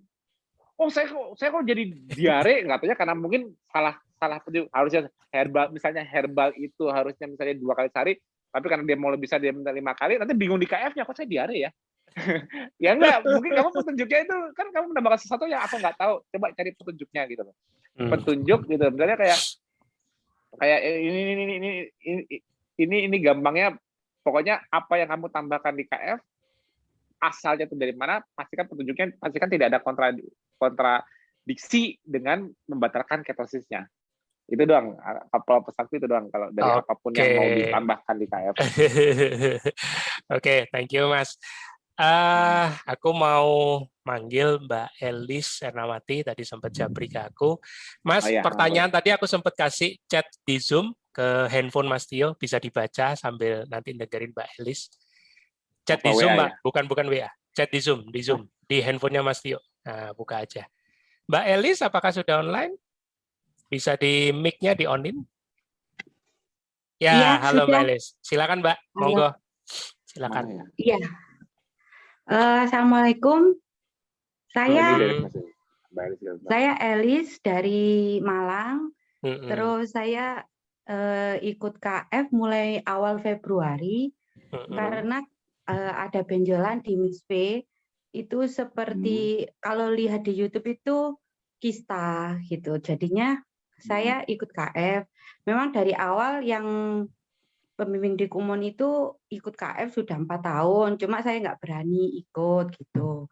Terus karena ada seperti itu, terus pendarahannya juga nggak selesai-selesai, kayak datang bulan itu mulai tahun baru sampai Februari saya ikut KF itu sempat berhenti itu selama 2 minggu. Terus saya sembelit itu wis gak karu-karuan itu 20 hari saya nggak datang nggak buang air besar. Terus awal-awal itu makan apa aja itu mulut itu gatal semua. Akhirnya nggak berani makan apa-apa. Jadi puasanya kebetulan bareng sama Rajab jadi diperpanjang. Jadi puasanya cuma makan jam 6 sore. Itu pun cuma keju aja karena yang lainnya nggak berani makan karena gatal. Terus akhirnya sembelitnya sudah dikasih IH, saya dikasih IH karena kan nggak berani ke dokter juga, jadi dikasih IH sama pembimbingnya itu, sama Bu Alin itu dikasih IH, itu saya bisa buang air besar tapi kayak lama gitu 2 hari, prosesnya itu 2 hari, terus yang benjolan itu kayak lepas sendiri, putus gitu, terus sudah membaik. Sudah membaik, semuanya sudah membaik. Terus saya makannya juga tanya, makan ini boleh Bu, makan ini boleh Bu, bacaan protokolnya itu bacaan. Jadi saya cuma beli lemak sama tulang ikan, tulangnya sapi itu toh yang dikonsumsi itu tak kasih cuka biar agak seger supaya mau makan. Katanya kan takutnya malnutrisi gitu. Iya, takut malnutrisi. Jadinya saya cuma kaldu itu tak kasih bon cabai yang levelnya tinggi sama cuka itu, makanya cuma 24 jam itu cuma 1 kali. Habis makan itu sekitar jam 12 itu langsung tidur, gak bisa melek sampai jam 6 sore, terus nggak makan lagi sampai besoknya lagi seperti itu, terus rutinitasnya seperti itu. Akhirnya sekarang ini kayak ada benjolan lagi, terus datang bulan lagi, saya wis ikut grup KF yang di Malang, coba kayaknya bahas makanan terus nggak ada yang bisa ngasih solusi. Saya ikut Zoom, terus yang dibahas kan banyak kan nggak ada yang intern kayak gini. Nah kalau kayak gini kan saya berani tanya gitu. Jadi saya minta tolong gimana caranya supaya perdarahannya itu berhenti. Saya takut soalnya mau ke dokter. Iya, ngerti. Mumpung online. Nah, oke, sekarang gini. Mbak, nafsu makannya masih turun sekarang? Iya. Kayak kalau makan tuh kayak mual? Iya, awalnya itu mual. Terus gatel di mulut itu gatel. Terus sekarang itu udah gak nafsu makan. Ini tadi maksa minum kaldu sama VCO sama cuka apel gitu toh. Kadang kan ya itu nggak ada niatan goreng telur ya nggak mau, keju ya nggak mau. Sembelitnya masih ada nggak? Sudah enggak. Udah sudah enggak. dikasih VCO itu enggak. Oke. Sekarang tidurnya sehari berapa jam? Ya pokoknya pulang kerja itu jam 2 sampai maghrib gitu. Jam 2 Nanti siang. terus jam 2 siang sampai maghrib. Tidur. Tidur itu. Pokoknya habis minum kaldu gitu langsung tidur wis. Ya, jam 2 siang sampai maghrib. Terus malamnya? Ya, malamnya ya pokoknya nunggu Zoom ini selesai terus tidur. Kalau enggak kadang baru mulai banyakin tidurnya baru mulai kapan? Pokoknya awal KF itu habis makan tidur wis gak kuat melek sampai ya, itu maghrib gitu. Terus nanti jam 9 gitu udah tidur lagi sih sebenarnya. Nanti pagi kadang kalau sudah stres sampai pagi sampai jam 3 itu nggak tidur aku. Kalau apa namanya kayak pendarahannya kan keluar gumpalan-gumpalan darah, jadinya aku harus bolak-balik ke kamar mandi gitu. Jadinya pusing aku. Ya, sebetulnya memang kayaknya sih memang ada masalah di jalur misalnya penebalan dinding rahim, ada polip itu memang pasti ada masalah di jalur. Makanya kan disaraninnya kan untuk membantu kan juga IH intravaginal juga kan. Iya. Setelah dikasih IH intravaginal itu ada mulai copot kan, maksudnya mulai kayak lebih banyak keluar kan. Iya, tapi saya nggak dibawa, cuma dibawa lidah tok ngasih IH-nya. Iya, tapi kan efeknya kan ke situ juga kan, maksudnya jadi lebih keluarnya lebih banyak kan. Memang bisa dari mana aja, lebih cepat juga dari bawah sih sebetulnya, itu lebih cepat lagi. Tapi kombinasinya ialah Mbak jangan sampai nggak nafsu makan. Berarti ada satu yang salah, masih ada akumulasi stres berlebih itu berarti. Sampai mual-mual, apalagi awal-awal udah jelas dia sembelit. Makanya yang benar itu Mbak, kayak aku tadi kan ceritanya di awal tadi kan kalau Mbak dengerin ikutin Zoom kan aku bilang transisi ketosis supaya mudah dan smooth ialah justru malah apa? Perbanyak tidurnya. Karena apa? Mbak merasakan semua gejala ini saat terjaga kan? Saat nggak tidur kan? Nah, itulah pentingnya kenapa di awal-awal walaupun aku ngajakin minimal tidak dapat 6-8 jam, tapi kalau perlu di awal-awal 10-12 jam aja, apalagi ada gejala. Ada gejala 10-12 jam aja. Itu kalau Mbak bisa 10-12 jam, itu nafsu makan harusnya pada saat dia mau recovery harusnya nafsu makan nggak bakal sembelit. Harusnya nafsu makan malah jadi normal kalau tubuh butuh energinya untuk makan. Yang nggak boleh itu kalau sampai Mbak malah sulit tidur. Loh, ini mau adaptasi tapi malah jadi kurang atau sulit tidur. Oh, itu malah kemana-mana. Jadi misalnya gini, pertama kali KF tapi malah karena suatu hal Mbak sengaja mungkin atau karena memang stresnya lagi banyak pikiran atau gimana, malah awal adaptasi malah nggak. Kalau contohnya tadi Mbak Roza kan awal KF kan malah langsung tidurnya lebih enak. Tapi ada orang yang kalau awal KF mulai malah tidurnya entah dia sengaja karena urusan duniawi sengaja dikurangin atau dia nggak langsung buru-buru banyak tidur, tapi dia malah lebih banyak terjaga. Itu malah kemana-mana, malah kerasa yang enggak, malah jadi mual, malah jadi ada aja gejala muncul. Mbak ngerasain nggak kayak gejala-gejalanya begitu Mbak kurang lebih stres, akhirnya tidurnya nggak bagus, ngerasa lebih banyak muncul nggak dibanding kalau banyak tidur? Jujur. Iya. Kalau sebenarnya ya kalau misalnya banyak tidur ya nggak stres, cuma kalau karena pendarahannya ini kayak gitu nggak berhenti kepikiran akhirnya malah kebalikan nggak tidur. Jadinya jadi kayak ini antara dua hal. Jadi gini kalau makanya aku bilang ini juga aku sekalian ngajarin yang lain nih. Ya boleh Mas, monggo.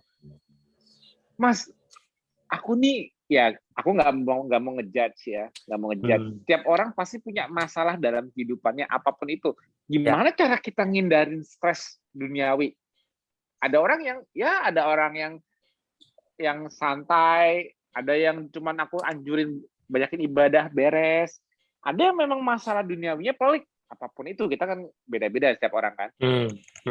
Memang betul, begitu kita stres berlebih secara psikologi mengganggu tidur. Nih contohnya kepikiran oh karena penyakitnya, ada yang karena takut COVID-nya. Misalnya kalau penyakit COVID, kalau COVID ada yang takut karena COVID-nya dia jadi malah nggak bisa tidur, cemas, atau karena dia memang kalau Mbak kepikiran di pendarahannya, terus ada orang lain yang memang ada masalahnya dia membuat dia lebih cemas atau lebih anxiety meningkat.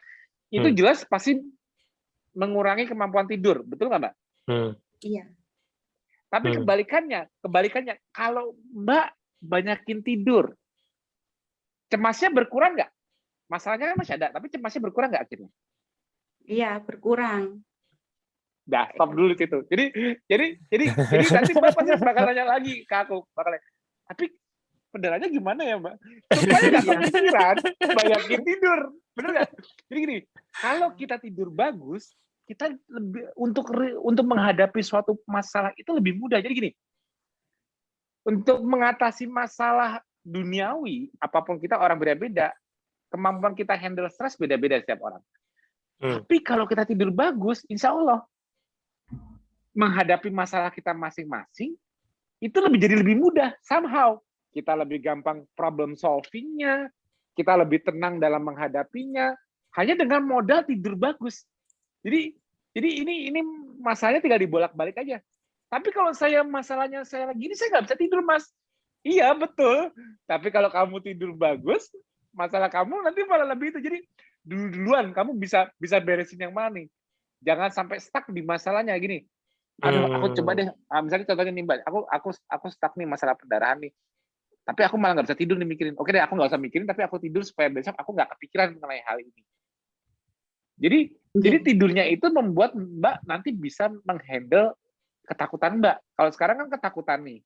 Iya. Kalau sekarang kan ketakutan. Nah, tapi nanti udah nggak ketakutan lagi. Lebih mudah untuk mengatasi ketakutannya. Dan kecemasan Mbak ini itu juga bakal mempengaruhi sistem pencernaan.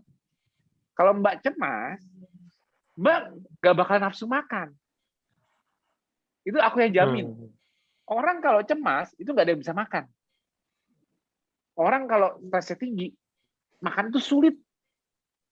Karena untuk makan itu harus relax. Itu harus santai. Makan itu nggak enak loh kalau kita lagi stres, lagi cemas. Itu nggak bakal enak. Mual. Mbak ngerasain sendiri kan? Mau makan telur juga males, mau makan ini. Jadi Mbak sekarang tuh minum kaldu itu kayak cuma syarat kalau aku dengar. Iya. Kayak cuma syarat. Sebenarnya Mbak juga nggak pengen minum, karena Mbak lagi cemas, bener nggak sih? Iya. Soalnya gara-gara kan Mbak di Nyuibinya itu ini ditakarin, saya bingung jadinya. Apalagi kan masalahnya ini saya ikut mana gitu, ikut yang problem yang mana. Kan yang ada ditakar yang apa? yang itu, bingung saya baca protokolnya jadinya. Ya udah minum kaldu aja biar aman. Gitu. Jangan salah. Kaldu itu kan cuma sumber mineral doang. Ya, kita kan butuh sumber protein, lemaknya, ikan, telur, ayamnya harus dimakan dong. Nah, untuk itu bisa kemakan, relax. Karena aku makanya kalau Mbak perhatikan ini, Mbak karena benar-benar baru newbie ya. Jadi kan jadi mungkin belum, makanya bingung baca protokol, tapi nanti harusnya ngerti. Tapi kalau Mbak lihat simplicity-nya sebelum Mbak nanti Mbak juga harus kontak aku, Japri. Nanti aku benar-benar dibaca yang aku kasih. Nanti Mas Budi ngasih handphone aku, Japri aku konsulin ke aku. Tapi untuk awam itu yang aku tulis fasting, moving, relaxing, baru feeding. Kenapa relaxing dulu baru feeding? Ya karena ini nggak bakal bisa feeding, nggak bakal bisa makan kalau nggak relax. Aku yang jamin. Karena memang Mbak harus apa namanya? Harus relax dulu. Mbak jangan cemas. Nanti baru makannya enak. Nah, supaya saya nggak cemas gimana? Tidurnya bagus dulu. Baru mudah mengatasi kecemasannya. Nah, jadi kalau Mbak merasa aduh mual-mual, Mbak langsung banyakin tidur. Begitu bangun tidur terjaga relaksasi. Nanti kalau di Japren aku kasih tips relaksasi panca indera. Aku kalau sebutin satu-satu ini nggak selesai ya nih malam ini. Yang relaksasi mengenai mata, hidung, telinga, mulut. Nanti aku kasih tips relaksasinya supaya Mbak agak lebih santai, tidak relax. Baru nanti kalau kayak gitu Mbak baru bisa tidur enak. Mbak baru bisa makan, baru enak. Kuncinya gitu. Jangan sampai ini diteruskan. Jangan sampai Mbak cuma bisa minum kaldu terus cemas terus, jangan. Nanti ini nanti jatuhnya malah adaptasi loh kalau dibiarin. Malah stress overdrive, aku yang jamin. Jangan biarkan ini berlarut-larut. Nanti aku kasih tipsnya. Nanti aku nggak bisa jelasin di sini ulang-ulang, tapi nanti aku kasih tipsnya untuk supaya mempermudah tidur lewat Japrian dibaca nanti ya. Terus tipsnya untuk panca indera supaya rileks dibaca juga dan dijalankan. Dan kalau perlu Mbak memang udah susah banget, nanti juga pasti aku suruh bantu dengan tips ini. Aku bisa nggak? Nggak bisa.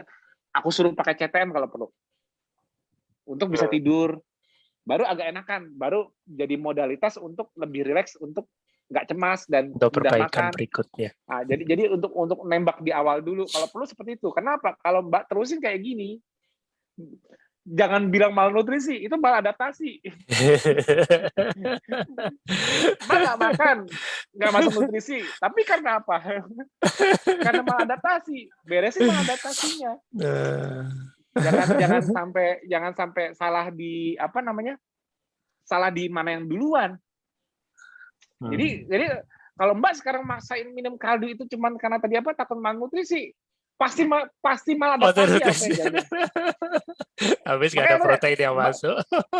Dan aku udah nembak, ini pun juga syarat doang. Kenapa? Karena sebetulnya dia memang lagi saraf simpatetiknya lagi aktivasinya tinggi banget. Dia Tinggi tuh banget, betul. yang bisa ketelan itu cuma kaldu misalnya. Aku nggak bisa ketelan telur. Itu sebetulnya juga udah salah. Justru kenapa kok bisa nggak ketelan? Kenapa kok mualnya masih ada? Diurut ke belakang, kecemasannya tinggi nggak? Iya. Betul nggak? Karena cari Betul yang nggak? aman. Urut ke belakang. Yang ini nggak boleh, di sini nggak boleh, di sana nggak boleh. Pusing. Cari yang aman. Kalau udah Japri aku, nggak bakal ada food anxiety. Nggak ada tuh pusing-pusing mikirin makanan. Pokoknya harus benar-benar buru-buru Japri aku, jangan sampai keterusan, jangan sampai bablas. Nanti ujungnya Mbak makin nggak bisa tidur. Ujungnya Mbak makin banyak gejala. Ujungnya Mbak makin nggak bisa makan. Jangan nanti di ujungnya bilang, wah, apa karena saya malnutrisi ya? Salah lah. Termasuk yang diagnosa tadi lewat YouTube itu juga belum tentu benar, Mbak. Walaupun ya secara penampakan mungkin mirip, tapi belum tentu itu kista. Jadi jangan menambah anxiety-nya dulu ya. Jangan menambah anxiety. Nanti tambah jangan cemas. Ada anxiety karena ya benar, jujur nggak benar, Mas Budi benar. Iya. Food anxiety dihindari, tapi juga anxiety terhadap aku tahu semua orang punya penyakit apa-apa. Misalnya saya takut sama diabetes saya takut sama cancer saya takut sama nanti. It's not helping. Terlalu khawatir dengan penyakit yang dialami itu juga is not helping. Nggak membantu. Kenapa? Ya itu, jangan menambah anxiety. Oh, kata orang harus ini, kata orang ini bakal jadi gini penyakitnya, kata orang ini is not helping you. Kunci kalau kita mau sembuh dari sesuatu, jauhkan gini loh. Makanya kunci kesembuhan itu terletak salah satunya di relaksasinya. Gimana kita mau relaksasi kalau kita dapat info-infonya yang ini nakutin ini, yang ini nakutin itu, yang ini. Gimana mau bisa relax? Gimana mau sehat? Gimana mau nggak worry terus? Gimana mau menjadi warrior nanti? Kalau dibikin warrior terus, jangan. Harus bisa manajemen. Kalau yang dipikirin aja udah banyak, jangan. Ini abis ini nanti nonton berita COVID, nanti nonton berita ini, wah udah selesai deh. Nggak, udah yang ini kecemasan masih ada, tambah kecemasan lain nggak selesai. Malah domino efek. Efek. Makanya aku bilang kalau dimin domino efek dari akumulasi sistem stresnya. Ya. Tadi ada yang minta aku share tips untuk tidur sama tips untuk relaksasi panca indera. Mas siapa tadi? Mas Sukma, tapi aku nge-share-nya udah share. Udah share ya? Oh ya. Aku saja nggak ada di handphone ini yang kecopasannya ada di handphone ini. Jadi aku nggak bisa pindah ke sini. Masih udah ada ya? Udah ada notulen. Dibantu Mas Sidik. Tapi kalau Mbak Elis nanti japri aku ya. Maksudnya mungkin aku nggak bisa langsung balas malam ini karena aku langsung tidur. Besok pagi aku balas insya Allah. Tapi Mbak sekarang kejar tidur malam ini. Makanya tahu kayak gini sebetulnya nggak usah ikut Zoom ini, harusnya tadi kalau di Japri aku suruh tidur 9:08. Zoom ini memang bisa dinonton ulangan, tapi karena Mbak udah lanjut mungkin oke lah. Tapi nanti Mbak besok jangan gini, tipsku gini. Besok Mbak jangan berusaha seger. Jangan Nah, berusaha gini. Kalau Mbak sedang mengalami akumulasi stres berlebihan di badan, jangan berusaha saat terjaga nanti besok harus gimana ya seger. supaya cepat seger ya. Harus seger ya. Oh, aku makan apa atau minum kopi atau apa supaya seger. Padahal memang nggak segernya kan ada sesuatu. Jadi jauhi dulu stimulannya. Jangan berusaha seger karena sesuatu. Oh, saya pengen ngopi biar saya bisa aktivitas lagi. Saya nggak mau merasa kayak orang sakit terus. Ya, itu insting badan. Berarti badan belum waktunya untuk memberikan seger. Rehat. Rehat Ikutin lagi. badannya. Relaksasi. Bawa tidur. Itu kuncinya. Jangan kita memaksakan kita pengen kerasa sehat saat terjaga saat kita memang belum waktunya sehat. Kita masih ada problemnya ya. Ini loh, insting tubuh yang benar itu kalau memang ada sakitnya, jangan berusaha sehat permukaan. Jadi kalau memang belum sehat, ya memang belum sehat. Artinya kamu mesti harus recovery. Ya. Recovery itu ngapain? Lari-lari kah? Olahraga kah? Enggak. Jadi jangan berusaha mengurus urusan duniawi dulu. Aku harus aktif fisik, aku harus kelihatan sehat, aku mendingan ini. Jangan. Kalau aku bilang, ikutin. Kalau memang harus recovery dulu, ya recover. Recover itu ngapain sih? Istirahat, sleeping. Jadi kalau Mbak besok pagi belum merasa sehat, jangan boost dengan kopi atau apa. Kalau perlu, kalau saya makan, saya tambah lemes. Biarin aja. Tidur lagi. Memang kalau orang kan banyak makan kan jadi lemes. Tidur. Ya udah biarin aja tidur lagi. Aku maunya Mbak udah selesai makan tidur itu, bangun tuh udah seger tanpa gejala. Tanpa kopi pun aku udah seger. Gejala aku udah hilang. Aku udah fit. Aku udah fresh. Nah, disitulah baru mau ngopi, mau apa, mau puasa, mau olahraga, monggo deh. Tapi recovery-nya diikutin, instingnya jangan dilawan. Kadang-kadang nih jeleknya, ini nggak cuma buat Mbak doang nasihat. Kebanyakan nih orang-orang nih kalau lagi masa gejala, dia tahu dia butuh recovery, tapi dia mementingkan urusan duniawinya, maksain dulu. Aku mau ngebus pakai ini deh biar lebih segeran. Ngebus pakai ini, jadi pengen buru-buru sehat permukaan, nggak bisa ngikutin insting itu jangan. Itu cuma mengakumulasikan sesuatu yang belum selesai. Mendingan diselesaikan sekalian. Kalahkan dulu duniawinya. Kalau untuk kesehatan. Jadi prinsip, ya ini namanya dunia modern ya serba susah sih ya. Tapi kalau orang di hutan, nggak ada yang maksain diri. Anggapnya kita kayak di ancestral lifestyle. Anggapnya kita kayak di alam liar. Apa yang dilakukan kalau kita sedang bergejala? Ini di TFA kemarin juga aku sempat ceritakan. Yes. Ikuti instingmu minta apa. Kalau minta recover dulu. Jangan paksa untuk sehat permukaan. Jangan ngakalin, aku harus makan ini supaya sehat lagi. Dengan makan ini aku lebih enteng, lebih enakan. Padahal akarnya belum beres. Itu cuma accumulate. Itu cuma akumulasi.